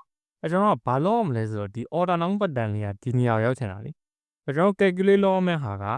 ဒီ order now button ကဒီ mouse ကိုဘယ်လောက်ဆင်းရမလဲဆိုတော့ဒီ height လေးရယ်ဒီလောက်ဟာလေးရယ်ပြင်ဒီကောင်ဘယ်ဘက်ကိုဘယ်လောက်ရွှေ့ရမလဲဆိုတော့ဒီ x value လေးရပေါ့ဒီ x value ရယ်ဒီ y value ရယ်နှစ်ခုကိုရှာမှာဒီနှစ်ခုကကျွန်တော်ရဲ့ final result JavaScript နဲ့ဘာတွေယူလို့ရမလဲကြည့်လို့ရှိရင်ဒီ mouse position ရှိရလေအဲ့ mouse position ကိုကျွန်တော်ကဒီ screen ရဲ့ဘယ်ဘက်ကနေပြီးတော့ဒီအထိကိုဘယ်လောက် value ရှိလဲဆိုတာကြည့်လို့ရတယ် screen ရဲ့အပေါ်ကနေလည်းဒီအထိကိုဘယ်လောက်ရှိလဲဆိုတာကြည့်လို့ရတယ်ဒီကောင်ကို y1 ဒီကောင်ကို x1 လုပ်ပြီးလိုက်x1 y1 ရှိပြီပြီးရင်ကျွန်တော်ဒီ container တစ်ခုရဲ့ weight ကိုလည်းယူရတယ်အဲ့တော့ဒီလောက်ဆို w လို့ပဲပေးထားမယ်ကျွန်တော် weight ရပြီဆိုလို့ရှိရင်ဒီ 25% ကိုလည်းတွက်လို့ရတယ်လေဘာလို့ဆိုတော့ဒီ 25% ဆိုတာဒီ weight ရဲ့4ပုံတစ်ပုံပြောရတယ်လို့ပဲလေweight ကို4နဲ့စားလိုက်လို့ရှိရင်ဒီကောင်ကျွန်တော်ရဲ့ဒီ x value ပြောရတယ်အကောင်ကျွန်တော် x2 လို့ထားလိုက်x2 y ဆိုလို့ရှိရင်လည်းအတူတူပဲဒီ height ကိုယူပြီးတော့10နဲ့စားလိုက်လို့ရှိရင် height ရဲ့ 10% ကိုရတယ်ကျွန်တော် x ဆိုပဲနမူနာထားပြီးတော့တွက်တော့ရအောင်ပြီးရင်နောက်ထပ်ယူလို့ရသေးတယ်ဒီ container ရဲ့ဒီညာဘက်ချမ်းကဒီ screen ရဲ့ဘယ်ဘက်ကနေဘယ်လောက်ရှိလဲဆိုတော့ဒီ distance တစ်ခုလုံးယူလို့ရတယ်ဒီကနေပြီးတော့ ဒီအထိဒီ value ကဘယ်လောက်ရှိလဲဆိုတာယူလို့ရတယ်ဒီကောင်ကို x3 လို့ထားလိုက်မယ်ဒီကောင်နဲ့ရောနော် y လို့ထားတယ်မရရတယ်ဒါလားဆိုကျွန်တော်ဒီ x1 x2 xp 3ခုကိုတည်ရတယ်ဒီအလဲက x ရဲ့ value လေးကိုရှာလို့ရတယ်ဘယ်လိုရှာလို့ရအောင်လဲဆိုလို့ချင်းဒီအကြီးဆုံးဒီ x3 value ကဒီမှာရှိရလေx3ဒီ x2 ကနေပြီးတော့ဒီ x2 ကဒီကောင်လေး x1 ကဒီကောင်လေးအဲ့နှစ်ခုနှုတ်လိုက်လို့ချင်းဒီ die မှာကျန်တဲ့ဟာရမယ်လေဟုတ်တယ်မလားx3 minus x2 minus x1 ဆိုလို့ချင်းကျွန်တော်တို့လိုချင်တဲ့အဖြစ် x ရတယ်y လည်းကျွန်တော်အဲ့လိုပုံစံမျိုးလေးပဲတွက်ပြီးတော့ရှာသွားလို့ရတယ်ကျွန်တော်အဲ့ဟာကို JavaScript ကဘယ်လိုရေးမလဲဆိုတာကြည့်လိုက်အောင်ကျွန်တော်ဒီမှာပြန်လာမယ် ပြီးလို့ရှိရင်ကျွန်တော်တို့ JavaScript file မရှိသေးဘူးလေအဲ့ကောင်လေးကိုအရင် create လုပ်လိုက်အောင် script.js ဆိုပြီးနာမည်ပေးလိုက်မယ် okay ပြီးရင်ဒီကောင်ကို HTML ထဲမှာလာချိန်အောင်အဲ့ဒီမှာ script ဆိုပြီးတော့ရေးလိုက်ပြီးရင်ဒီမှာ source ထည့်လို့ရတယ်အဲ့ထက်မှာကျွန်တော်တို့ရဲ့ script.js ဆိုပြီးတော့ထည့်မယ်ပြီးလို့ရှိရင်ကျွန်တော်ကဒီ script တွေကို document တစ်ခုလုံးလုပ်ပြီးတော့မှစပြီးတော့ execute လုပ်ရှင်တာဖြစ်တဲ့အတွက်ဒီမှာ event listener လေးတစ်ခုထည့်ပေးရတယ်ဒီမှာ DOM content လုပ်တဲ့ဆိုရဲအပန်ကြီးရှိတယ်အဲ့ event ထဲမှာကျွန်တော်တို့ရေးတဲ့ဟာမှန်သမျှ document လုပ်ပြီးတော့မှစပြီးတော့ execute လုပ်အောင်တော့ကျွန်တော်အလုံးလုံးလို့ console log လေးရင်ထုတ်ကြည့်အောင်ဒါပါ document လုပ်တဲ့ဆိုပြီးတော့ထည့်လိုက်ဒီကျွန်တော်ရဲ့ boss ကိုပြန်သွားပြီးတော့ dev tool ထဲဝင်လိုက်ပြီးရင်ဒီမှာ console ထဲမှာ document လုပ်ရဲဆိုရပေါ်လာတယ်ကျွန်တော် JavaScript ကမှန်နေပြီကျွန်တော်ဆက်မြည်ခင်မှာကျွန်တော် HTML ကိုပြန်လာမယ်ပြီးကျွန်တော်တို့ select လုပ်ချင်တဲ့ element လေးကိုကြည့်အောင်ခုနကျွန်တော် image container ကို select လုပ်ချင်တယ်ပြီးဒီ button ကို select လုပ်ချင်တယ်ဟုတ်တယ်မလားကျွန်တော် select လုပ်ချင်လို့ရှိရင်ဒီ class name နဲ့ select လုပ်ရမှန်ပေမဲ့ best practice ကကြတော့ JavaScript နဲ့ select လုပ်မယ်ဆိုလို့ရှိရင် ID ပေးပြီး select လုပ်တာပို့ပြီးတော့ reliable ဖြစ်တယ်ပေါ့ဘာလို့လဲဆိုတော့ class name တွေကနှစ်ခုသုံးခုရှိနေနိုင်တယ် ID ကအမြဲတမ်းတစ်ခုပဲရှိမှာကျွန်တော် ID လေးပေးလိုက်မယ် image container လို့ပဲပေးလိုက်ဒီ button ကိုလည်း order button ဆိုပြီး ID ပေးလိုက်မယ် okay ဒီ JavaScript ကိုပြန်လာပြီးတော့ကျွန်တော်အဲ့ဒါကို select လုပ်လို့ရပြီ container ဆိုပြီးတော့ get element by ID ပြီးရင် image container ပြီးရင် button ကိုလည်းတစ်ခါလေး select လုပ်မယ် document.get element by ID order button okay ပြီးရင်ကျွန်တော်တို့က mouse tree တိုင်းမှာနေရာကိုပြောင်းချင်တာလေကျွန်တော်တို့က mouse tree ရဲ့အချိန်ကိုသိမှရမယ်အဲ့လိုသိလို့ဆိုတော့ကျွန်တော်တို့ event listener လေးတစ်ခုရှိရယ် document.add event listener ပြီးလို့ရှိရင်ဒီမှာ mouse move ဆိုတဲ့ဟာလေးရှိရယ် okay ကျွန်တော်ဒီမှာ console log လေးတစ်ခုထည့်ရမယ် mouse is moving ဆိုပြီးတော့ save လုပ်ပြီးတော့ tab 2ပြန်ဖွင့်ရင်ဒီတော့ရွှေတိုင်းတွေ့လား counter လေးကဖြည်းဖြည်းတက်နေတာကျွန်တော်တို့ mouse ရွှေတိုင်းတက်နေ mouse ရက်လိုက်ရင်မတက်တော့ဒီအဲ့တော့အလုံးနေတာသိကြပါပြီဒီနေရာမှာကျွန်တော်တို့ခုန calculation လေးကိုစလုပ်လိုက်အောင်ဒီ mouse ရဲ့ position ကိုဘယ်လိုယူလို့ရလဲဆိုတော့ဒီမှာသူက event object လေး pass လုပ်ပြီးအဲ့ event object ထဲမှာ e.client x နဲ့ e.client y ဆိုတဲ့ဟာလေးရှိတယ် client y အဲ့နှစ်ခုကဘာလဲဆိုတော့ကျွန်တော်ခုနကပြောတဲ့ mouse ရဲ့ x နဲ့ y position ပေါ့အဲ့နှစ်ခုကကျွန်တော်အသုံးဝင်လာမယ်လောလောဆယ် comment လုပ်ထားတယ်ပြီးလို့ရှိရင်ကျွန်တော်ဒီ container ရဲ့ rectangle ကြီးကိုလိုချင်တယ်လေအဲ့တော့ width တွေပါတွေကိုအပုံယူလို့ရအောင်လို့ကျွန်တော် rect ဆိုပြီးတော့ထားလိုက်မယ် get bounding client rect ဆိုပြီးယူလိုက်လို့ရှိရင်ဒီ container ရဲ့ rectangle ကိုရမယ်ပေါ့အဲ့ rectangle ရပြီဆိုလို့ရှိရင်ကျွန်တော်တို့က calculation ကိုစလုပ်လို့ရတယ်ခုနကကျွန်တော်ပြောလို့ rectangle ရဲ့ညာဘက်ခြမ်းရဲ့ position ကိုလိုချင်လို့ရှိရင် rect.right ဆိုပြီးလုပ်လိုက်လို့ရတယ်အဲ့ထင်းကနေပြီးကျွန်တော်ခုနကပြောခဲ့တဲ့ position နှစ်ခုနှုတ်ချင်တယ်လေအဲ့တော့ mouse ရဲ့ x position နဲ့ဒီ container ရဲ့ width ရဲ့၄ပုံတစ်ပုံရယ်အဲ့တော့ကျွန်တော်အဲ့လိုလုပ်ချင်လို့ရှိရင် minus ခုနကကျွန်တော်ပြောလို့ client x က mouse ရဲ့ x position လေအဲ့တော့ client x ဆိုပြီးတော့နှုတ်လိုက်မယ်လို့ရှိရင်ဒီ rect ရဲ့ width ကိုယူလို့ရတယ်လို့ရှိရင် width ကို4နဲ့စားလိုက်အောင်မယ်အဲ့တော့ဒီကောင် width ရဲ့၄ပုံတစ်ပုံရပါတယ်အဲ့ကောင်ကျွန်တော်ရဲ့ x value ဖြစ်သွားx ကို store လုပ်လိုက်မယ်ဟုတ်မဟုတ်တေချာသိအောင်လို့ကျွန်တော်ဒီမှာ console log ဆိုပြီးတော့တစ်ခါထည့်ကြည့်မယ် x ဆိုပြီးတော့ကျွန်တော်လာကြည့်လို့ရှိရင်ကျွန်တော် mouse ကိုဒီ order non ရဲ့အလဲကောင်မှာထားကြည့်လို့ရှိရင်သူ့ရဲ့ value ကတွေ့လား0နားလေးမှာပဲရှိတယ်ဒါပေမဲ့ကျွန်တော်ညာဘက်ကိုသွားလေဒီကောင်က negative value ဖြစ်လာလေဘယ်ဘက်ကိုသွားလေတော့ positive value ဖြစ်လာလေတိလားဒီကောင်လေးကအလုံးလုံးနေ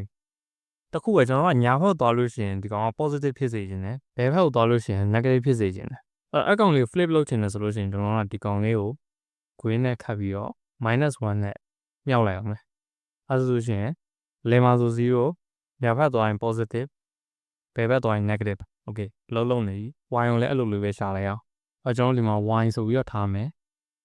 ကျွန်တော်နည်းနည်းလေး visualize ပြန်လုပ်ကြည့်အောင်ခုနကျွန်တော်ရဲ့ခုမှာ container ကြီးရှိရထားပါတော့အမြန်ပဲဆွဲလိုက်တော့ပြီးရင်ဒီမှာ button ရှိတယ် mouse ကဒီနားမှာထားတော့ကျွန်တော်အခုက screen ကဒီမှာရှိရဆိုတော့ရှိရင် mouse ရဲ့ y position ကဒီလောက်ပြီးရင်ဒီ container ရဲ့ top position ကဒီလောက်ပြီးရင်ဒီကောင်ကကျွန်တော်ခုနကပြောတယ်ဒီကောင်က 10% value ပဲ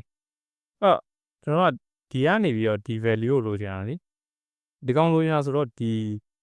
mouse ရဲ့ y position နဲ့ကနေပြီးတော့ဒီနှစ်ခုကိုနှုတ်အောင်ဟုတ်တယ်မလား okay အဲ့တော့အဲ့ကောင်လေးကိုစိုင်းအောင်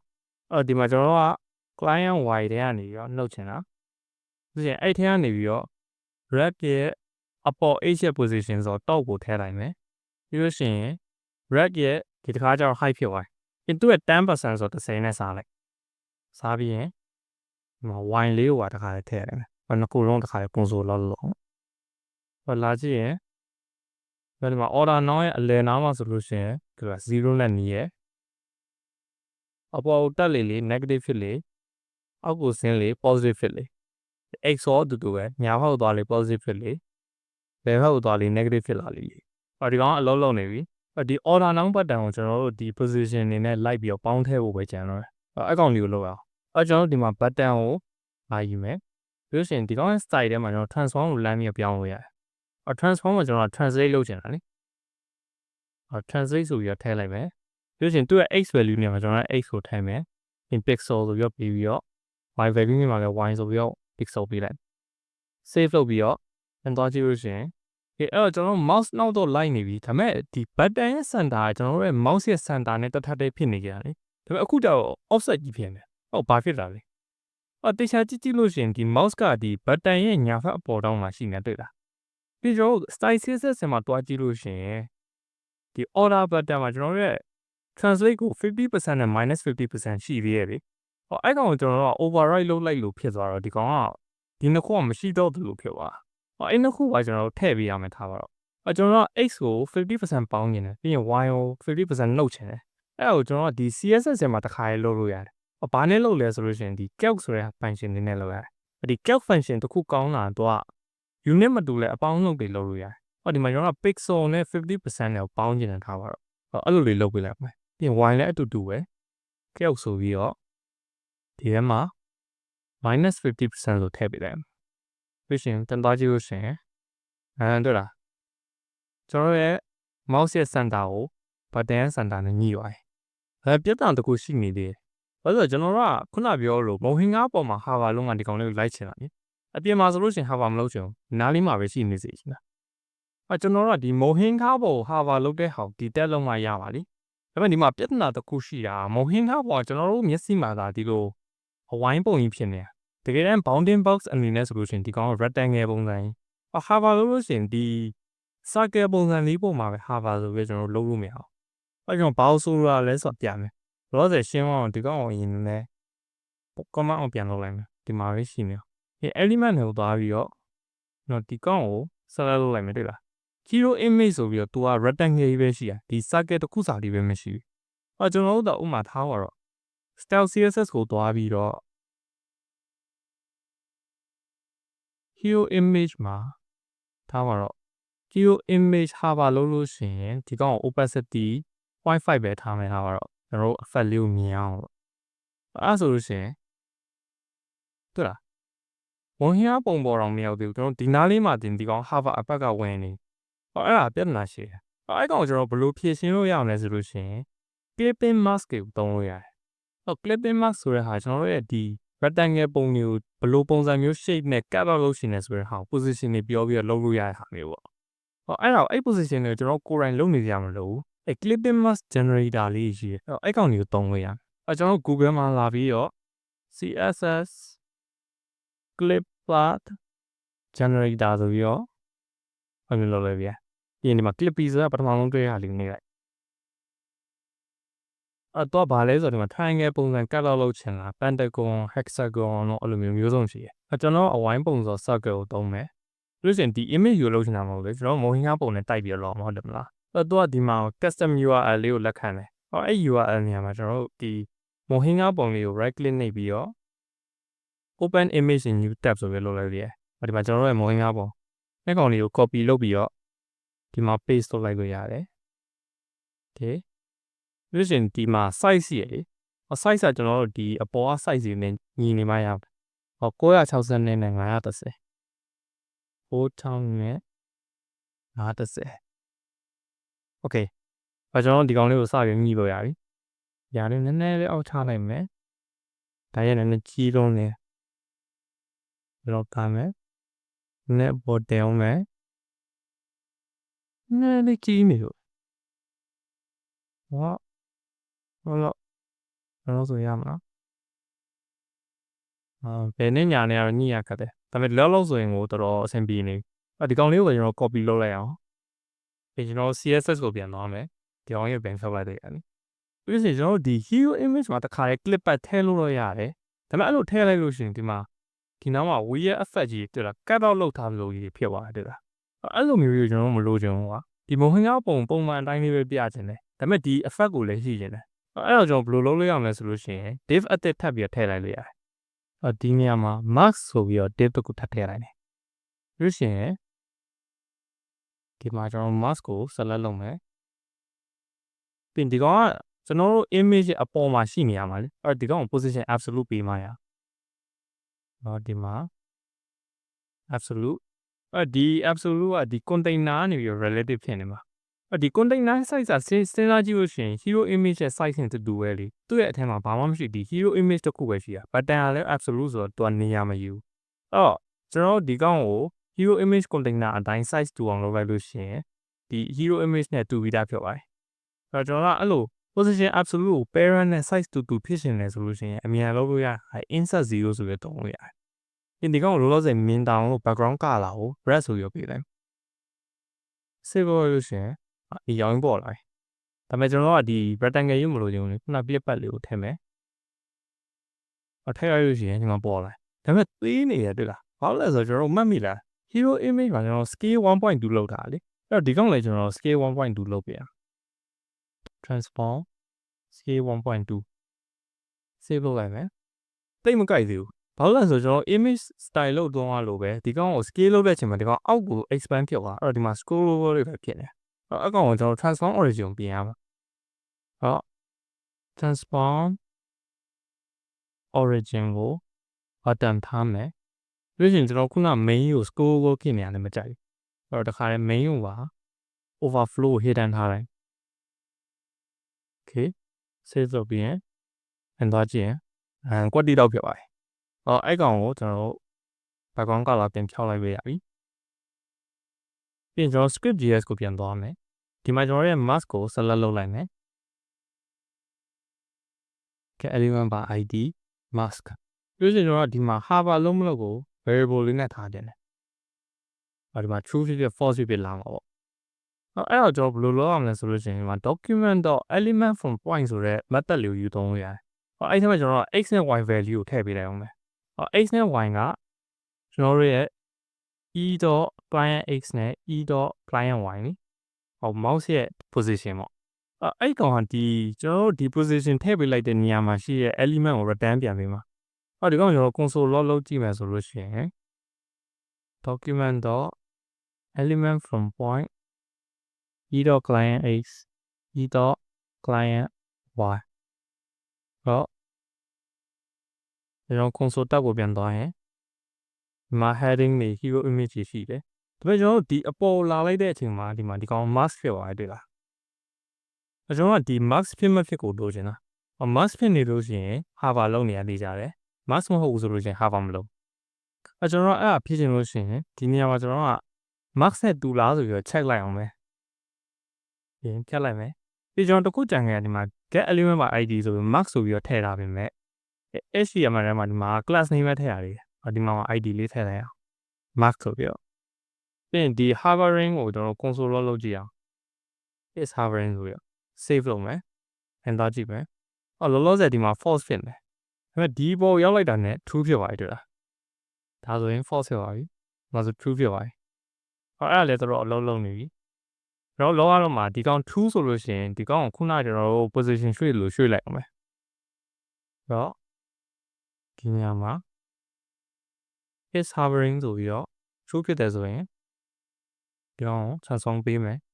ဒါလည်း false ဆိုလို့ရှိရင်ကျွန်တော် reset ပြန်လို့ရှိမယ်button not style ကို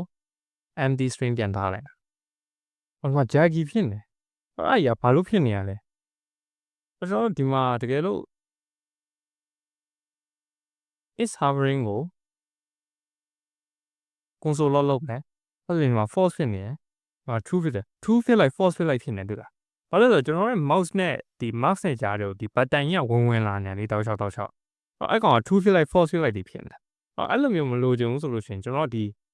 is hovering ဟုတ်မဟုတ် check မလုပ်ခင်လေးမှာကျွန်တော်ဒီ button ကို style ဆိုပြီးတော့ pointer event ကို name ပေးလိုက်မယ်ကျွန်တော် mouse နဲ့ဆိုင်တဲ့ event တွေဘာမှ trigger လုပ်မှာမဟုတ်တော့ button နဲ့ပတ်သက်ပြီးတော့ပြီးရင်ကျွန်တော် is hovering ဟုတ်မဟုတ် check ပြီးဆိုလို့ရှိရင်မှဒီကောင်ကို all ပြန်ပေးလိုက်save လုပ်လိုက်လို့ရှိရင်ပုံမှန်တိုင်းပဲလိုက်နေရပြင်ထွက်လိုက်ရင်မလိုက်တော့ဟုတ်တော့မိုက်ပါခင်ဗျတွေ့လိုက်ကျွန်တော်ဒီအပြင်ထွက်လာတယ်ဖောက်ဆိုပြီးအနောက်ကိုတန်းပြန်ရောက်သွားအဲ့လိုမျိုးကျွန်တော် transition လေးနဲ့ထည့်style CSS ကိုလာမယ် order button ဒီ transition မှာထပ်ပြီးတော့ transform ဆိုပြီး150 millisecond လောက်ပဲထည့်မယ် easy နေပါရင်မထည့်တော့အဲ့တော့အားလို့ရှိရင်mouse ရဲ့အနောက်ကိုတက်လာ smooth follow လေးဖြစ်သွားတယ်နောက်တာထောက်လိုက်လို့ရှိရင်သူ့မြန်သူ jack ဆိုပြီးတန်းမြောက်သွားတော့သူ transition လေးနဲ့ပဲရောက်သွားတာဒါပေမဲ့နောက်ဆုံးတစ်ခုအနေနဲ့လောက်ရှင်တာဒီမှာကျွန်တော်ဟဲ့လား button ကြီးလိုက်သေးလိုက်ပြီဖြစ်နေပြီအဲ့လိုကြီးမလို့ကျွန်တော်ကဒီ Mohinga ပေါ် mouse ရောက်ပြီဆိုတာနဲ့အမြဲတမ်းကြီးနေစေချင်တယ်ဒီကောင်ကိုဘယ်လိုလုပ်လို့ရအောင်လဲဆိုလို့ရှိရင်ကျွန်တော်ဒီမှာ hover လုံးမှပေးတာလေhover လုံးမှမဟုတ်ဘဲနဲ့ကောင်ကို order button ကို hovering ဆိုတဲ့ class လေးပါလို့ရှင်လေအဲ့လိုမျိုးလုပ်ရှင်တယ်ဒီမှာလည်းအတူတူပဲ order button hovering ဆိုလို့ရှိရင် order button icon ကိုအားလုံးပြီးရှင်ဒီနေရာမှာကျွန်တော်လာပြီးတော့ hovering လုပ်နေရဆိုလို့ရှိရင်ဒီကောင်ရဲ့ button ရဲ့ classes မှာအဲ့ဆိုပြီးတော့ဒီမှာ hovering လာထည့်လိုက်ရတယ်ပြီးရင်ဒီမှာပြန်ပြီး remove လုပ်မယ် remove save လုပ်ပြီးတော့တွားကြည့်လို့ရှိရင်ကျွန်တော် Mohinga ပုံပေါ်ရောက်တာနဲ့တန်းမျိုးကြီးသွားတယ်ကြီးလိုက်ပေးလိုက်တယ်မဖြစ်တော့ဘယ်တော့ပြန်ထွက်လိုက်ရင်သူ့ size နဲ့သူပြန်ဖြစ်သွားတယ်အဲ့တော့ဒီ dev tool ကိုပြန်ပိတ်ပြီးတော့ဆိုင်ကြည့်မယ်နောက်တော့တော်တော်လေးလာပါတယ်Okay အဲ့တော့နောက်တစ်ဆင့်အနေနဲ့ကျွန်တော်တို့ဒီ review section လေးကို interactive ဖြစ်အောင်လုပ်လိုက်ရအောင်ဘာလို့လဲဒီကောင်ကြီးကကျွန်တော်တို့ဒီ static ပဲဖြစ်နေတယ်ဘာခလုတ်တင်နေလို့ရှိရင်ဘာမှအလုံးမလုပ်သေးဘူးကျွန်တော်တို့လုပ်ချင်တာဒီခလုတ်နေလို့ရှိရင် review တစ်ခုပြီးတစ်ခုပြောင်းသွားတဲ့ဟာမျိုးလုပ်ချင်တာကျွန်တော် HTML မှာတွားကြည့်လို့ရှိရင်ကျွန်တော်ရဲ့ review က static ပဲရှိတယ်ဒီတိုင်းမြန်မာလိုပဲထည့်ထားတယ်ကျွန်တော်လုပ်ချင်တာဒီ reviews.json file တွေက review တွေကိုယူပြီးတော့ JavaScript နဲ့ dynamically လုပ်ချင်တာအဲ့ဒါဘယ်လိုလုပ်အောင်လဲဆိုတော့ကြည့်လိုက်အောင်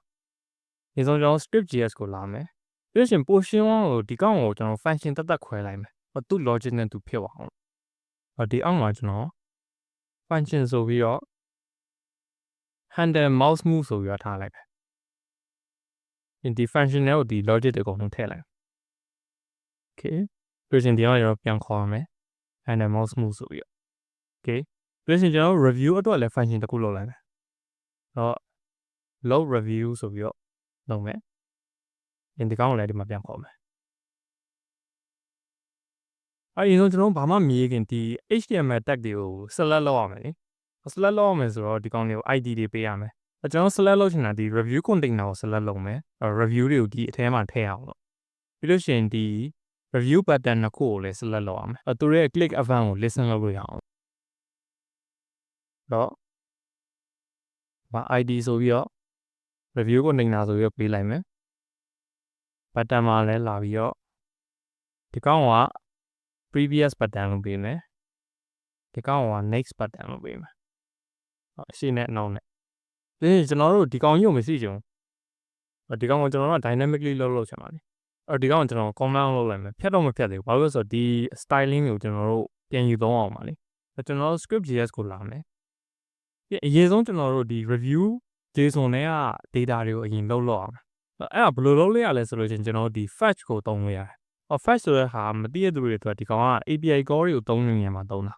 ကျွန်တော်ဒီ review JSON ကိုလည်းကျွန်တော်တို့က statically serve လုပ်တာဆိုဒီကောင်ကိုလည်း API အနေနဲ့ LAN ခေါ်လိုက်လို့ရတယ်ဘယ်လိုလဲဆိုတော့ဒီကောင် reviews.json ရှိရဆိုလို့ရှိရင်ကျွန်တော်တို့ရဲ့ website ကိုလာပြီးလို့ရှိရင်ဒီကောင်အနောက်မှာ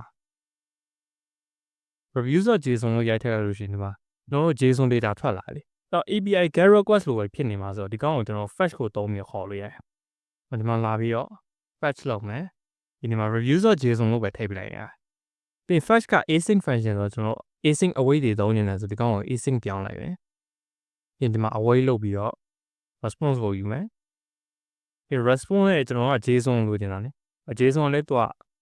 promise ကိုပဲ return လုပ်တာဒီကနေထွက်လာတဲ့ဟာမှာကျွန်တော်ရဲ့ data set ကျွန်တော် home ဟုတ်တိအောင်လို့ဒီမှာ review ဆိုပြီးတော့ console လုပ်လိုက်ပြီးရင်ကျွန်တော်ရဲ့ dev tool ကိုပြန်ဖွင့်မယ်ဒီမှာ array 7ဆိုပြီးတော့ထွက်လိုက်တယ်ကျွန်တော်ရဲ့ data ဒီမှာ asset တွေဝင်လာတယ်ပြီးရင်ဒီမှာကျွန်တော်ခုန command လုပ်လိုက်တော့ဒီမှာမရှိတော့ဒီကောင်ဒီ data တွေကိုသုံးပြီးကျွန်တော်အဲ့ထဲကိုထည့်ရအောင်ဒီမှာကျွန်တော်က reviews က array လေ array ဆိုတော့ကျွန်တော်ကတစ်ခုပြီးတစ်ခုပြောင်းနေတာဆိုကျွန်တော်က index ကိုသုံးလို့ရတယ်လောလောဆယ်ကျွန်တော်ရဲ့ current index ဆိုပြီးထားလိုက်မယ်ဒီကောင်လောလောဆယ်0ပြီးရင်ကျွန်တော်တို့လက်ရှိရောက်နေတဲ့ review ကိုလိုချင်တယ်ဆိုလို့ရှိရင် review ဆိုပြီးတော့ဒီမှာ current index ကိုထည့်ပေးလိုက်မယ်အဲဆိုရင်ကျွန်တော်ရဲ့လက်ရှိ review ပေါ့နောက် review ကိုလိုချင်တယ်ဆိုလို့ရှိရင်ဒီ index ကိုတစ်ခုပေါင်းပေးလိုက်အောင်မယ်အရင် review လိုချင်တယ်ဆိုလို့ရှိရင်ဒီ index ကိုတစ်ခုနှုတ်ပေးလိုက်အောင်မယ်ကျွန်တော်အဲ့ review ရပြီဒါပေမဲ့အဲ့ review နဲ့ကျွန်တော်ဒီ HTML tag ကို create လုပ်ချင်တာလေအဲ့ဟာလုပ်ဖို့တော့ကျွန်တော်တို့ function တစ်ခုအသစ်ဆောက်လိုက်အောင်ဒီအောက်မှာ create review ဆိုပြီးလုပ်လိုက်တာပြင်သူ့မှာ parameter အနေနဲ့ review ဆိုပြီးတော့လက်ခံရမယ်အဲ့ဒီ review ကကျွန်တော်ဒီ review JSON data ဖြစ်နေမှာပြင်ကျွန်တော်အထဲကိုလာပြီးတော့အရင်ဆုံးကျွန်တော် review div ကို create လုပ်မယ် review div in document.create element in div ကို create လုပ်မယ်ရရှင်ကျွန်တော်ဒီကောင်က review ဆိုရဲ class name ရှိမှာလေဒီကောင်ကို review div ဆိုပြီးတော့ class list မှာ review ဆိုပြီးတော့ထည့်ပေးလိုက်မယ်ရရှင်ကျွန်တော်တို့ဒီ star တွေကိုထည့်ရမယ်ကျွန်တော် star 5လုံးအမြဲပြအောင်ဆိုဒီ5လုံးကတော့အမြဲထည့်ရမယ်ဒါပေမဲ့ကျွန်တော်တို့ဒီ review ထဲမှာ star 4လုံးဆိုလို့ရှိရင်ဒီ4ခုကိုပဲဒီအတိုင်းထည့်ပြီးတော့နောက်ဆုံးတစ်ခုကကျွန်တော် faded ဆိုတာထည့်ပြရမယ်အဲ့ဘယ်လိုလုပ်လဲကြည့်မယ်ဒီမှာကျွန်တော် comment လေးထည့်လိုက်မယ် review star ဆိုပြီးတော့ပြီးကျွန်တော်9ကလောက်ချင်တာဖြစ်လဲဆိုတော့ for loop ကို9ကလောက်ခေါ်အောင်လုပ်လိုက်တာ or let I equal 0 I less than equal 5ပြီးရင် I ကိုတစ်ခုချင်းလေးပေါင်းမယ် I plus plus ပြီးကျွန်တော်တို့ဒီတစ်ခုချင်းစီအတွက်ကို star တစ်ခုစီ create လုပ်အဲ့တော့ star ဆိုပြီးတော့ document wait create element ပြီးကျွန်တော်က image tag ကိုလိုချင်တာလေအဲ့တော့ image tag ပြီးကျွန်တော်ဒီ star ရဲ့ attribute တွေကိုထားအဲ့ဒီမှာ set attribute ဆိုတဲ့ဟာကိုသုံးလို့ရတယ်ပြီးကျွန်တော်က source ကို access ဆဲက star.svg ဆိုတဲ့ဟာကိုလိုချင်တာပြီးလို့ရှိရင်သူကလိုပဲ alt tag ထည့်မယ်in ဒီမှာ star icon ကိုထည့်ပြီးရင်ကျွန်တော် review star ဆိုတဲ့ class name တစ်ခုလည်းရှိသေးတယ်လေကျွန်တော် HTML မှာတွက်ကြည့်လို့ရှိရင်ဒီမှာ review star ဆိုပြီး class name ရှိတယ်review star ကိုလည်းထည့်ပြရမယ်ဟုတ် star တဲ့က class list ကို add review star ပြီးလို့ရှိရင်ကျွန်တော်ဒီ5ခုလုံးကို review star ဒီအိမ်မှာမထည့်ချင်ဘူးဒီ review star 3ခုပဲရှိရဆိုလို့ရှိရင်ကျွန်တော်တို့ကနောက်ဆုံးတစ်ခုကိုမှုန့်ချင်တယ်ကျွန်တော်ကဘယ်လိုလုပ်လို့ရမလဲဆိုရင်ဒီမှာ if check လေးထည့်လိုက်မယ်ပြီးကျွန်တော်တို့လက်ရှိ index ကတို့ review ရဲ့ star ထက်ပိုများနေရဆိုလို့ရှိရင်ဒီ star ရဲ့ class list မှာကျွန်တော်တို့ကပိတ်တဲ့ဆိုပြီးတော့တစ်ခုထပ်ပြီးတော့အပိုထည့်လိုက်တာဥပမာဒီ review က star 3ခုပဲရှိရဆိုလို့ရှိရင်ကျွန်တော်တို့ index က4ဖြစ်သွားတာနဲ့ဒီမှာ fade ဆိုပြီးတော့ပါအောင်မယ်ပြီးလို့ရှိရင်နောက်တစ်ခုပေါင်း5ဆိုတော့အဲ့5ကလည်းဒီ review 3ထက်ကြီးတဲ့အတွက် fade ဆိုပြီးတော့ပါအောင်မယ်နောက်ဆုံးတစ်ခုက fade ပါအောင်မယ်ပြီးရင်ကျွန်တော် review star container လည်းလောက်အောင်မယ်review stars div လို့ပဲပြောလိုက်ပြီးရင် document.create element div ပြီးရင်ဒီကောင်ရဲ့ classes မှာလည်းကျွန်တော်ထည့်ပြရမယ် review star as နဲ့ okay အဲ့အားရပြီလို့ရှိရင်ကျွန်တော်တို့ star ကိုတစ်ခုချင်းစီဒီထဲကိုထည့်ပြရမယ်နိဒီကောင် parent element ဆိုတော့ review stars div ကို append child ဆိုပြီးရရှိတယ်အဲ့ကြောင့်ကျွန်တော် star ကိုထည့်ပြလိုက်ပြီးကျွန်တော်တို့ဒီ review content ကိုလာ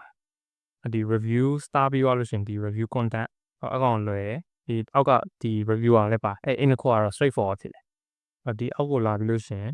ဒီမှာရှင်းအောင် comment လေးပါထည့်မယ်ပြီးရင် review content ဆိုပြီးတော့ document.create element tag ပြီးရင် review content ရဲ့ class list ကို add ဆိုပြီးတော့ review content ဆိုပြီးထည့်မယ်ဒီကောင်ရဲ့ text content ကို review ရဲ့ content ကိုလိုချင်တာတော့နောက်ပြန်ကြည့်လို့ရှိရင်ဒီ review ရဲ့ content ပြီးရင် reviewer ကိုလည်းလုပ်မယ် reviewer ကျွန်တော်တို့ဒီထဲက name ကိုလိုချင်တာလေအဲ့တော့ဒီမှာအရင်ဆုံး element ရင် create လုပ် document create element ပြီးရင်ကျွန်တော်တို့ဒီကောင်က span ကိုသုံး reviewer တွေက class list ကို reviewer ဆိုပြီးတော့ class ထည့်မယ်လို့ရှိရင်သူ့ရဲ့ text content ကိုထည့်မယ်ပြီးရင် review.name ပြီးကျွန်တော်ဒီ review.name ပဲလို့ရမှာမဟုတ်ဘူးဒီ HTML ပြန်သွားကြည့်လို့ရှိရင်သူ့ရဲ့ HTML ဒီ dash လေးလည်းပါတယ်တွေ့လားအဲ့ dash လေးကိုထည့်ပြီးရင် plus လုပ်လိုက်ပြီးအဲ့တော့ကျွန်တော်တို့ဒီ review star ရှိပြီ review content ရှိပြီ reviewer ရှိပြီအဲ့သုံးခုလုံးကျွန်တော်တို့ကဒီ review div ကြီးတော့ပြန်ထည့်ပေးရမှာနိတော့ဒီနေရာမှာလာပြီးလို့ရှိရင် review div append child ကို review stars div ကိုထည့်မယ်ဒီမှာလည်းတူတူပဲ review div append child review content ဒီအောက်လာမယ် review div append child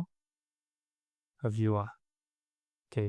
စိတ်ပြီးသွားကြည့်လို့ရှိရင်တော့ဘာမှတော့ရှိမှာမဟုတ်သေးဘူးဘာလို့လဲဆိုတော့ကျွန်တော်ကဒီ function ပဲရေးရတယ်လေအဲ့ function ကိုမခေါ်ရသေးဘူးလေကျွန်တော်တို့ဒီ function ကိုခေါ်ခြင်းလဲဆိုတော့ဒီ load review ထဲမှာလာပြီးတော့ create review လုပ်လိုက်မယ်ဒီအဲ့ create review ထဲမှာကျွန်တော်တို့ဒီလက်ရှိလုပ်ချင်တဲ့ review ကိုထည့်ပေးလိုက်မယ်ဒီကျွန်တော်အဲ့ create review လုပ်ပြီးရင်ဒီ review tip ကို return ပြန်လုပ်အောင်ဒီအောက်မှာကျွန်တော်တို့ review tip ကို return ပြန်လုပ်မယ်အဲ့ဆိုရင်ကျွန်တော်အပြင်မှာဒီ review ကိုယူလို့ရတယ်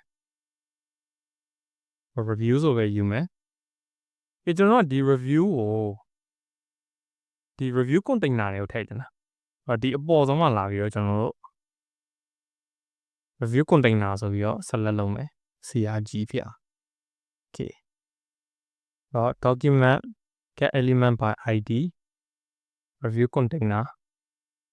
okay ပြီးရင် review container append child ပြီးရင် review ထည့်ပေးတာ okay save လုပ်ပြီးတော့တွားကြည့်လို့ရှိရင် on pop okay ကျွန်တော်ရဲ့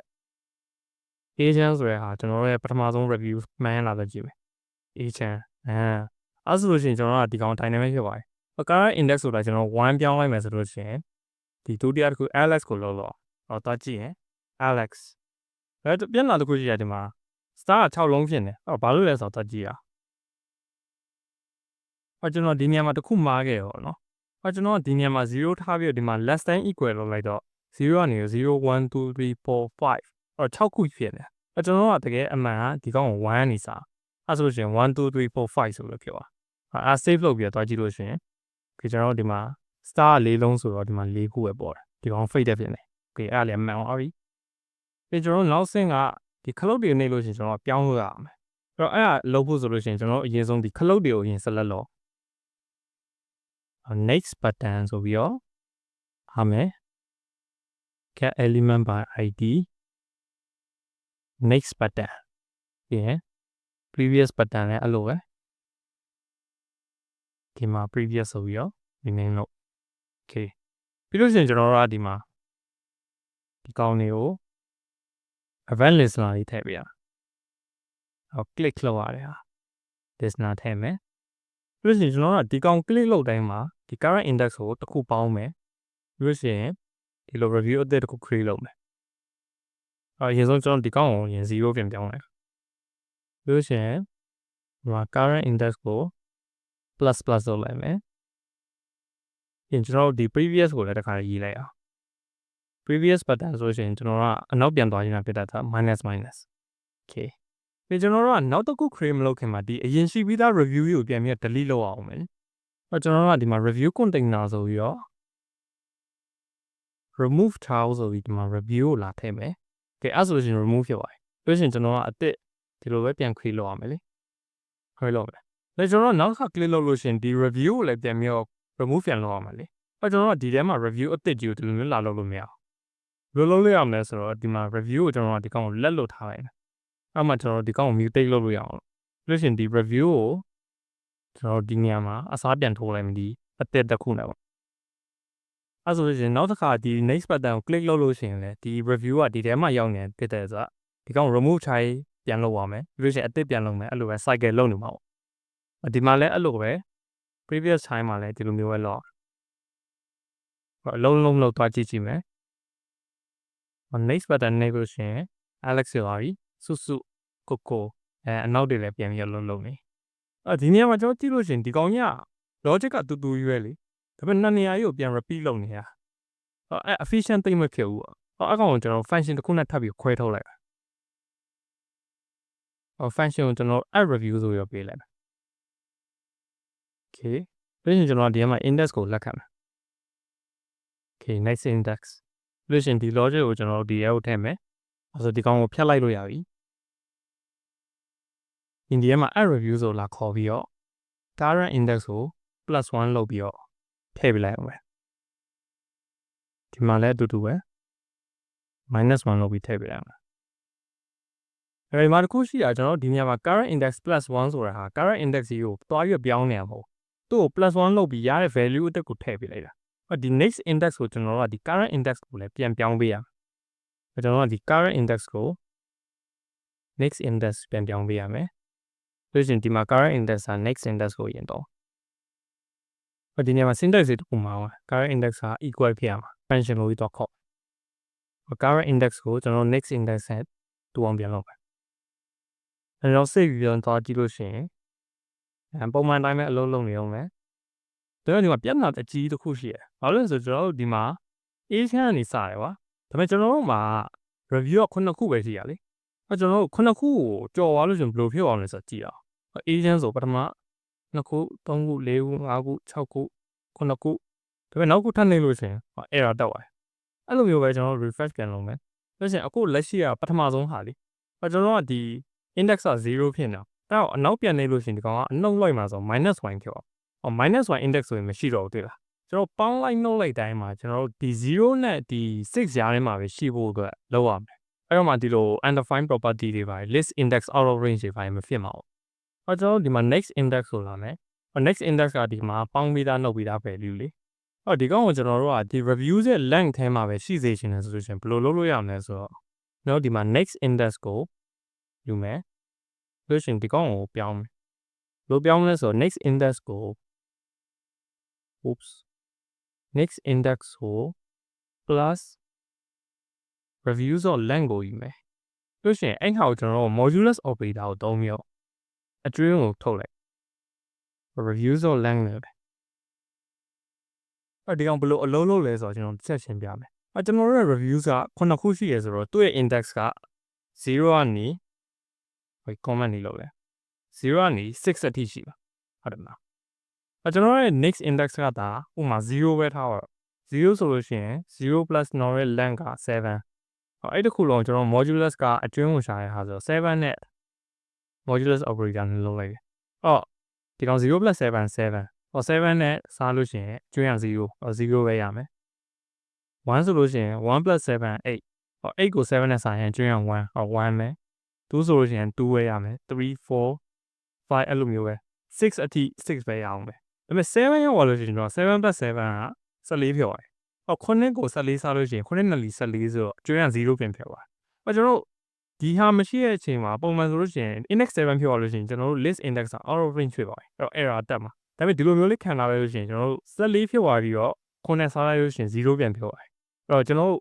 6ကနေပြီးတော့7ကိုကြော်သွားမယ်ဆိုတော့0ကိုပြန်ရောက်ပါတယ်လားပြီးလို့ရှိရင်အနှုတ်ဆိုလို့ရှိရင်လည်းအတူတူပဲဒီမှာ0ထားတော့0ဆိုလို့ရှိရင်7ဆိုတော့0ပဲပြန်ရမယ်ပြီးကျွန်တော်ဒီမှာ -1 တာဖြစ်သွားရင်ဆိုလို့ရှိရင်7နဲ့ -1 ဆို6ဖြစ်သွားပြီ6ကို7နဲ့စားလို့ရှိရင်အတွင်းက6ပဲရတယ်6ပဲပြန်ရတယ်ဆိုတော့ကျွန်တော် -1 ကနေ out of range ပြမယ်ဆိုတာအနောက်ထဲကိုပြန်ပြီးတော့6ကိုရောက်သွားတယ်-2 ဆိုလို့ရှိရင်5ဖြစ်သွားတယ်3 2အဲ့လိုမျိုးတွေပေါ့ကျွန်တော်တို့ဒီကောင်းရဲ့ value က0နဲ့6ကြားမှာပဲရှိဖို့ guarantee ဖြစ်သွားတယ်ဒီကောင်းကို save လုပ်ပြီးတော့တွားကြည့်လို့ရှိရင်A ချမ်းကပထမဆုံးဟာလေနောက်ပြန်သွားလို့ရှိရင်တီတာမိုးရောက်သွားတီတာမိုးကကျွန်တော်တွားကြည့်လို့ရှိရင်ဒီအနောက်ဆုံးဟာတွေ့တာerror ရမတက်တော့အဲ့လိုပဲဒါပထမဆုံးဟာ2ခု3ခု4ခု5ခု6ခု9ခုလို့ရှိရင်ပြန်သွားလို့ရှိရင် agency ပြန်သွားပြီတွေ့လားဒီကောင်လေးအလုပ်လုပ်နေပြီပြီးရင်ကျွန်တော် optimize လုပ်တဲ့အနေနဲ့ဒီမှာ JavaScript ကိုပြန်လာကြည့်အောင် ကျွန်တော်ရဲ့ဒီ review container ကြီးကဒီ review တစ်ခုအတွက်ဆိုလို့ရှိရင်ဒီပုံစံအတိုင်းပဲလာမှာလေဘယ်တော့မှမပြောင်းအဲ့ကိုကျွန်တော်တို့က review တစ်ခုပြောင်းလိုက်မှာဒီ review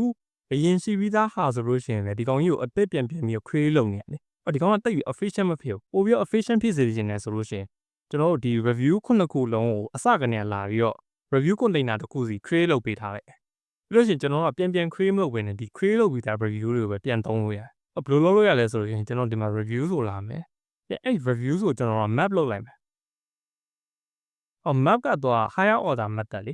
higher order method ဆိုတော့အဲ့ထဲမှာ function ကို parameter အနေနဲ့ယူတယ်ဒီမှာ arrow function ထည့်တာလို့ရှိရင်တော့ဘာလုပ်လဲဆိုတော့ဒီမှာ review တစ်ခုချင်းစီကိုဒီ function ထဲမှာလက်ခံတယ်ကျွန်တော်တို့ဒီမှာ return လုပ်တဲ့ value ကဒီ review ရဲ့ review တစ်ခုချင်းစီကိုအစားထိုးပြီးတော့ array အသစ်တစ်ခုကိုထုတ်ပေးမှာဒီနေရာမှာကျွန်တော်တို့ review တစ်ခုချင်းစီရဲ့အတွက် component တစ်ခုစီ create လုပ်ပြီးတော့ return လုပ်လိုက်လို့ရှိရင်ကျွန်တော်တို့ component array ရအောင်ဒီမှာ create review ဆိုပြီးတော့ဒီမှာ review ထည့်မယ်ပြီးရင်ဒီကောင်ကိုကျွန်တော် return လုပ်လိုက်ပြီးရင်ဒီမှာ review component ဆိုပြီးလုပ်လိုက်ဒီမှာ console log လုပ်ကြည့်မယ်ဘာဖြစ်သွားလဲ review components ကျွန်တော်တွားကြည့်လို့ရှိရင် array ကခုနှစ်ခုပဲတွားကြည့်လို့ရှိရင်ဒီကောင် JSON လေးမဟုတ်တော့ဒီမှာ div ဆိုပြီး review tag ကြီးဖြစ်သွားတယ်ကျွန်တော်လိုချင်တဲ့ဒီ review tag တွေကဒီ list ထဲမှာရှိပါတယ်တစ်ခုချင်းစီကိုဒီ index တွေနဲ့ယူပြီးတော့သုံးရုံပဲဒီနေရာမှာကျွန်တော်တို့ create လုပ်နေမယ့်အစားဒီ create ရာကြီးကိုဖြတ်လိုက်လို့ရပြီဒီမှာ review component ဆိုပြီးလုပ်ပြီးတော့ဒီမှာ index နဲ့ယူသုံးလိုက်အောင်မယ်create တွေပြန်လုပ်နေကြမှာလို့ဒီမှာလည်းအတူတူပဲ create လုပ်ကြမှာလို့တော့ဒီနေရာမှာ review component ဆိုပြီးထည့်လိုက်အောင် save လုပ်ပြီးသွားကြည့်လို့ရှိရင်ကျွန်တော် behavior ဒီအတိုင်းပဲဒါပေမဲ့ကျွန်တော်တို့ဒီ cloud တစ်ချက်နေတိုင်း review ကိုအသစ် create လုပ်မနေတော့performance အနေနဲ့ဆိုလို့ရှိရင်ဒီ optimization ကျွန်တော်တို့ modern computer တွေအတွက်ဆိုလို့ရှိရင်ဒီဟာလေးကဘာမှမဟုတ်တော့ပဲဒါပေမဲ့ကျွန်တော်တို့ developer တွေအနေနဲ့ဒီလိုမျိုး optimize လုပ်ဖို့ chance ရှိတဲ့နေရာမှာ optimize လုပ်တတ်ဖို့အတွက်ကအရေးကြီးတယ်ဒီလို trivia ဖြစ်တယ်ဆိုပေမဲ့နောက်ပိုင်းကျလို့ရှိရင်လည်းဒီလိုမျိုးလုပ်တတ်ထားမှအဲ့လို performance improve လုပ်ဖို့လိုတဲ့နေရာကြလို့ရှိရင်အဲ့လိုမျိုးမြင်တတ်မှာပေါ့နောက်စစ်အနေနဲ့ကျွန်တော်ကဒီပါအခုတခြားချင်းနေလိုက်လို့ရှိရင်ဒီလိုမျိုးဇောဆိုပြီးတော့ပဲပြောင်းနေတယ်လားအဲ့လိုမျိုးမလို့ရင်ကျွန်တော်ကတစ်ချက်နေလိုက်လို့ရှိရင်ဒီကောင်လေးကို load animation လေးနဲ့ပြခြင်းတယ်ကွာအဲ့ဒါလေးကိုလောက်ရအောင်ကျွန်တော်ကဒီကောင်က JavaScript မဟုတ်တော့ CSS ထဲမှာ animation အနေနဲ့ထည့်ရအောင်ပြောရတယ်ကျွန်တော် CSS ကိုတွားမယ်ကျွန်တော်တို့ရဲ့ review တွေဒီလား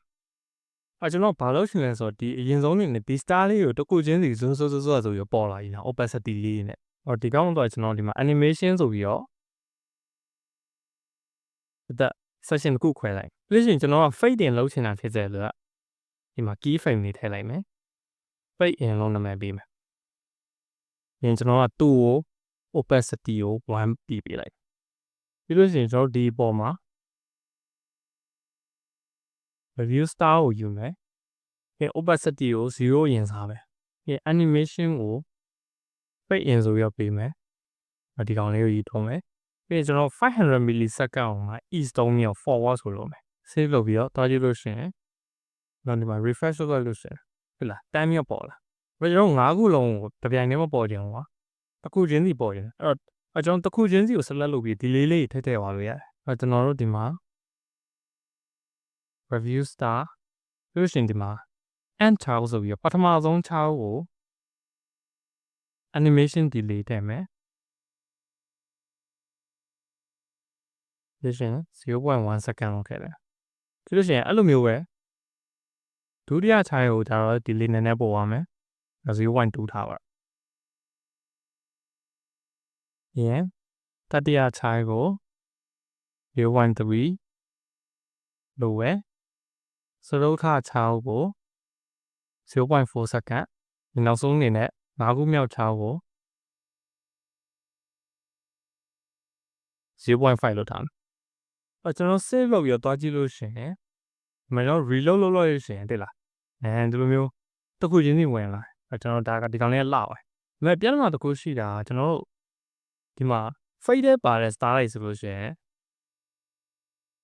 ဆော့ချင်းဆိုလို့ရှိရင်ဒီကောင်ကြီးကပျောက်မနေဘူးတိလားပြီးလို့ရှိရင်အကုန်ပြီးသွားလို့ရှိရင်ဒီကောင်ကြီးကအပြည့်ကြီးပြောအဲ့ဒါဘာလို့လဲဆိုတော့ကျွန်တော်ဒီမှာ opacity 0ပေးထားတာ review star မှာပဲပေးထားလေကျွန်တော်ဒီအပေါ်မှာ fade ကကြတော့ review star fade ကိုပေးထားopacity 0.3 ရာဒီကောင်က specificity ပို့ပြီးတော့များနေတာကျွန်တော်အဲ့ဒါဘယ်လိုပြင်လို့ရမလဲဆိုတော့ဒီကောင်ကိုဖြတ်လိုက်မယ် ပြီးလို့ရှိရင်ဒီအောက်မှာကျွန်တော်တို့ဒီ keyframe ဆိုနောက်တစ်ခုအသစ်ထပ်လုပ်လိုက်မယ် fade in လို့ပြောပြီးတော့မှ fade in မှာ fade တဲ့ထားတော့ fade တဲ့အတွက် fade in ပေါ့နည်းလေးကိုရှုပ်ဒီကောင်ကို1 ထိမဟုတ်ပဲ 0.3 ထိပဲပေးလိုက်ပြီးလို့ရှိရင်ဒီနေရာမှာကျွန်တော် review star က fade in ကိုသုံးမယ် review star fade တဲ့ကကြတော့ fade in fade တဲ့ကိုသုံးမယ် save လုပ်ပြီးတော့လာကြည့်လို့ရှိရင်ရွာ5ခု4ခုလည်းပုံမှန် animation တိုင်းပြီးဖြစ်သွားပြီ okay ဒီကောင်လေးကလာပါပြီ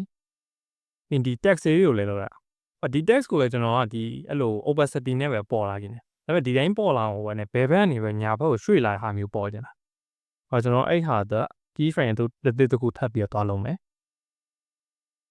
keyframe ဒီကောင်က slide fade in ဆိုပြီးတော့ပေးလိုက်ရမယ်သူက opacity ကအပြည့်ဖြစ်ရမယ်ဒီကျွန်တော်ကပြည့်သွားလို့ရှိရင်မူရင်းနေအောင်ပြန်ရချင်တာလေကျွန်တော်က transform ကိုသုံးအောင်မူရင်းနေရဆိုတော့ translate ကိုကျွန်တော်ကဘယ်ဘက်နေညာဘက်ဆိုတော့ translate 8ဆိုသုံးမယ်ပြီးရင်2ကကြတော့မူရင်းနေရဆို0ပဲပေးမယ်ပြီးရင်ကျွန်တော်အစအနေနဲ့ကဒီပေါ်ကိုသွားပြီးတော့ဒီနေရာမှာကျွန်တော် review content နဲ့ reviewer နဲ့ကိုယူလိုက်မယ်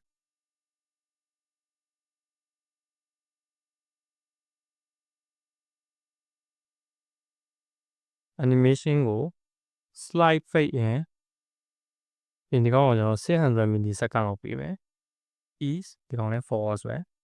ပြီးရင်ကျွန်တော်ကငွေရင်းနေရ opacity က0ပေးမယ်ပြီးရင် transform ဆိုပြီးတော့ translate h ကိုကျွန်တော်ဘယ်ဖက်လေးနည်းနည်းရောက်နေခြင်း-20 pixel ကိုပေးလိုက်ဘယ်ဘက်ဆိုတော့ negative ပြီးရင်ကျွန်တော်ဒီ reviewer ကိုကောင်းကောင်း translate လုပ်လို့ရအောင်လို့လဲဒီကောင်ကို display block လို့ပေးလိုက်ဘာလို့ဆိုတော့ဒီကောင် span tag ကြီးဆိုတော့ကျွန်တော် save လုပ်ပြီးသွားကြည့်လို့ရှိရင်ဒီမှာ refresh လုပ်ကြည့်မယ်အဲ့ဒါ fade in ဖြစ်ပြီးတော့ဘယ်ဖက်နေညာဘက်ကို slide in ဖြစ်လာဒါနှစ်ခုကိုတစ်ပြိုင်တည်းဝင်လာတာရသိမ့်မှမိုင်းသူတို့နှစ်ခုလုံး delay လေးနည်းနည်းပေးဒီအောက်မှာ review content ကို animation delay 200 millisecond လောက်ပေးတယ်အဲ့လိုပဲမှာ reviewer ကိုဒီကောင်က400 millisecond လောက်ပေးတယ်ဒါ save ပြီးသွားကြည့်လို့ရှိရင်တော့ refresh လုပ်လိုက်လို့ရှိရင်ဒီမှာတက်လာတပြိုင်တည်းဝင်မလာတော့စင့်စင့်ပြီးဝင်လာတကူချင်းလေးဝင်လာတဲ့ဟာလေးဖြစ်သွားတယ်ကျွန်တော်ဒီ button လေးရနှိပ်လို့မရတော့ဘာလို့လဲဆိုတော့ကျွန်တော်ဒီမှာ dev 2ကိုဝင်ကြည့်လို့ရှိရင်ဒီ Asian ဆို reviewer ကြီးကဒီ button တွေကိုပိတ်နေတာကျွန်တော်ခုန block ပေးလိုက်တဲ့ဟာကြီးအဆင်မပြေဘူးဒီကောင်ကကျွန်တော် inline block ကိုပေါင်းလိုက်inline block ဆိုလို့ရှိရင်နေရာတစ်ခုလုံးမြူတော့ဒါပေမဲ့ block လိုမျိုးပဲ styling property တွေကိုထည့်လို့ရသေးတယ်inline မဟုတ်နေရတယ်save လုပ်ပြီးသွားကြည့်ရင်ဒီနှစ်ခုကိုပြန်ပြီး click လုပ်လို့ရတယ်ခုနကကျွန်တော်ထည့်လိုက်တဲ့ animation ကဘာကောင်းတာလဲဆိုတော့သူတို့က document တွေကိုထည့်လိုက်တိုင်းမှာဒီ animation က run နေမှာကျွန်တော်တို့ဒီခလုံးနှိပ်လိုက်လို့ရှိရင်ဒီကောင်တွေကိုပြန်ဖြောက်ပြီးအသစ်ထည့်ရလေအဲ့ထည့်လိုက်တဲ့အချိန်မှာဒီ animation ကလည်း run နေမှာနှိပ်ကြည့်လိုက်လို့ရှိရင် run တော့ကျွန်တော်နှိပ်လိုက်တယ်ဒီ animation လေးက run ဒီကောင်ကတော်တော်မိုက်နေဒီနေရာမှာတင်အပြီးသက်လို့အောင်ရတယ်ဒါပေမဲ့ကျွန်တော်ဒီလောက်နဲ့မရက်ချင်ဘူးနည်းနည်းထပ်ပြီးတဆင့်တင်နေတယ်ကျွန်တော်ကဘာလဲဆိုတော့ဒီမှာနှိပ်လိုက်လို့ရှိရင်ဒီလိုတန်းပြောက်သွားမျိုးမဟုတ်ဘဲနဲ့ opacity လေးနဲ့ fade out ဖြစ်ပြီးတော့ပျောက်သွားစေချင်တာဒီလိုမျိုး fade out ဖြစ်သွားပြီးတော့မှကျွန်တော်နောက် animation ကိုစပြီးတော့အသစ်တစ်ခုထပ်ထည့်အဲ့လိုမျိုးလေးလုပ်ချင်တယ်ဘယ်လိုလုပ်လို့ရမလဲဆိုရင်ကျွန်တော် script.js ကိုလာမယ်ပြီးဒီနေရာမှာကျွန်တော်ကတန်းပြီးတော့ remove မလုပ်တော့ဒီနေရာမှာကျွန်တော်ကဒီကောင်ကိုတန်းပြီးတော့ remove လုပ်မဲ့အစားဒီ review ကို class လေးထည့်ပေးလိုက်မယ်class လေးဆိုပြီးတော့ add ဆိုပြီး exit ဆိုတဲ့ class ထည့်ပေးလိုက်မယ်ကျွန်တော် exit ဆိုတဲ့ class ရှိလို့ရှိရင်ဘာလို့ရှင်လဲဆိုတော့ opacity ကို0ဖြစ်အောင်လို့ fade လုပ်လိုက်ကြတာကျွန်တော်ရဲ့ဒီ review ကိုပြန်လာမယ်ဒီနေရာမှာ review.exit ဆိုပြီးတော့ဖြစ်လို့ရှိရင်ဒီကောင် opacity ကို0ထားခြင်း in transition ကို opacity အတွက်ပေးမယ်ပြီးရင်ထားပါတော့200 millisecond ease လောက်ထားဒီကောင်ကကျွန်တော် animation section တွေမှာတင်တယ်မယ်နောက်မှထားလိုက် okay ဒီကောင် transform ဝင် transition ပြစလုံးပေါင်းမှာ save လုပ်ပြီးတော့သွားကြည့်ရင်ကျွန်တော် တစ်ချက်နှိမ့်လိုက်လို့ရှိရင်ဒီကောင်လေးက fade out ဖြစ်သွား okay fade out ဖြစ်သွားတယ်ဒါပေမဲ့နောက်ထပ်ဟာတွေပေါ်မလာတော့ကျွန်တော်ကဘာလုပ်အောင်လဲဆိုတော့ဒီ transition ပြီးသွားတဲ့အချိန်မှာဒီကောင်တွေကိုထည့်ရမှာtransition ပြီးမပြီးသိချင်လို့ရှိရင်ကျွန်တော်တို့က advanced listener လေးထည့်လို့ရတယ်review add advanced listener ဆိုပြီးဒီမှာ transition and ဆိုတဲ့ listener လေးရှိတယ် okay ဒီလိုဆိုရင် transition and ဖြစ်သွားတော့မှဒီကောင်ကို remove လုပ်မယ်ပြီးလို့ဆိုရင် review အသစ်တစ်ခုလုပ် create လုပ်ပြီးတော့ review container ပဲထည့်မယ်save လုပ်ပြီးတော့ကြည့်ရင်and ပြီးတော့မှဒီကောင်လေးကအသစ်ဝင်လာဒါပေမဲ့ဒီနေရာမှာတစ်ခုတတိထားမှာကျွန်တော် transition and ကဒီ add review ကိုခေါ်တိုင်းမှာ transition and ဆိုတဲ့ event listener ကို review တွေကိုထည့်အများတွေ့တာကျွန်တော်ဒီ function ဒီ button တွေကိုနှိပ်တိုင်းမှာတောက်လျှောက်ခေါ်နေပါလေreview ထဲမှာဒီ event listener တွေကများပြီးသေးများလာပါအဲ့ကောင်က memory leak တွေဖြစ်တတ်တယ်ကျွန်တော်ကဒီ transition and ပြီးသွားပြီဆိုတော့ကျွန်တော်ဒီကောင်ကိုဒီ event listener ကိုပြန်ပြီး remove လုပ်ပေးရဘယ်လိုလုပ်အောင်လဲဆိုလို့ရှိရင်ဒီ function ကိုကျွန်တော် arrow function သုံးလို့များတော့နာမည်ပါတဲ့ function တစ်ခုကိုပြန်ပြီးတော့ reference လုပ်လို့ရမယ့်ဟာမျိုးယူတော့transition and handler ဆိုပြီးတော့ function တစ်ခုလုပ်လိုက်မယ်ပြီးရင် logic ကိုဒီထဲမှာထည့်မယ်နောက်ဆုံးမှာ handler okay ပြီးလို့ရှိရင်ဒီနေရာမှာ arrow function ဆိုတာဒီ transition and handler ဆိုတဲ့ callback လေးကိုထည့်ပေးလိုက်တာ okay ပြီးလို့ရှိရင်ဒီထဲမှာကျွန်တော် remove type အပြင်မှာဒီ review ကို remove event listener ဆိုရောက် transition and ကိုဒီကောင်ကိုပြန်ပြီးပတ်ဆိုပြရဒီမှာသုံးခဲ့တဲ့ function အတိုင်းကိုပြန်ပတ်ဆိုtransition and ကို transition and handler ဒီကောင်စလုံးပေါင်းမှန်ပါအောင်မယ် SITIOR transition and ဆိုလို့ရှိရင် transition and handler ကို remove လုပ်မယ်ဒီ review အသစ်ကိုထပ်ထည့်ရမယ်နောက်တစ်ခါလို့ကိုထပ်နှိပ်လို့ရှိရင်လည်းဒီ Civita review ရဲ့ event listener ကိုပြန်ဖြတ်ပြီးတော့မှနောက်ထပ် review ကိုထည့်ရတဲ့အတွက်event listener တွေအချိန်နဲ့တည်းများလာတာမျိုးမရှိတော့ memory leak တွေဘာမှမဖြစ်တော့ပြီးလို့ရှိရင်ကျွန်တော်တို့ review ကနောက်တစ်ခါကြာလို့ရှိရင်ပြန်သုံးပါလေပြန်သုံးတဲ့အချိန်မှာဒီ exit class ရှိနေမှာမဖြစ်ဘူးမဟုတ်လို့ရှိရင် opacity က0 UA ဖြစ်နေမှာကြည့်မလားဒီမှာ transition and ဖြစ်သွားလို့ရှိရင်ကျွန်တော်တို့ review ကိုလည်း class list ကို remove ဆိုပြီးတော့ဒီ exit လေးကို remove လုပ်ပေးရကျွန်တော်ကအလုပ်လုပ်သေးလားဆိုတော့ပြန်သွားကြည့်မယ်နောက်တစ်ခုသွားမယ်လုပ်တယ်ခုနကလုံးပြေးသွားပြီအနောက်ပြန်သွားမယ်အကုန်လုံးကောင်းအောင်လုပ်တယ်Okay လောက်ဆိုလို့ရှိရင်ကျွန်တော်ရဲ့ Mohinga website လေးကပြီးသွားပြီပေါ့နော်ဒီဗီဒီယိုမှာကျွန်တော်တို့အများကြီးပဲ cover လုပ်ခဲ့ဒီ order now button လေးတွေကို mouse နောက်လိုက်တာတွေဒီ animation effect လေးဒီ transition effect လေးအဲ့တော့ဘယ်လိုလုပ်ရလဲဆိုတဲ့ဟာကို cover လုပ်ခဲ့ပေါ့ဒီဗီဒီယိုကကျွန်တော်ရဲ့ပထမအဆုံး YouTube ဗီဒီယိုဖြစ်တဲ့အတွက်အမားလေးတွေလည်းပါရင်ပါမယ်ပေါ့အဲ့လိုအမားလေးတွေတွေ့ခဲ့ရဆိုလို့ရှိရင်လည်းကျွန်တော်ကို comment မှာထောက်ပြပေးခဲ့လို့လည်းရတယ်ပေါ့ဒီ project လေးကိုကြိုက်နေတတ်တယ်ဆိုလို့ရှိရင်လည်းကျွန်တော်ရဲ့ဒီဗီဒီယိုလေးကို like လုပ်ပြီး channel လေးကို subscribe လုပ်ချင်အားဖြင့်ကျွန်တော်ကိုကူညီပေးနိုင်ပါတယ်နောက်ဗီဒီယိုမှာကျွန်တော်တို့အတူတူပြန်တွေ့ကြရအောင် bye bye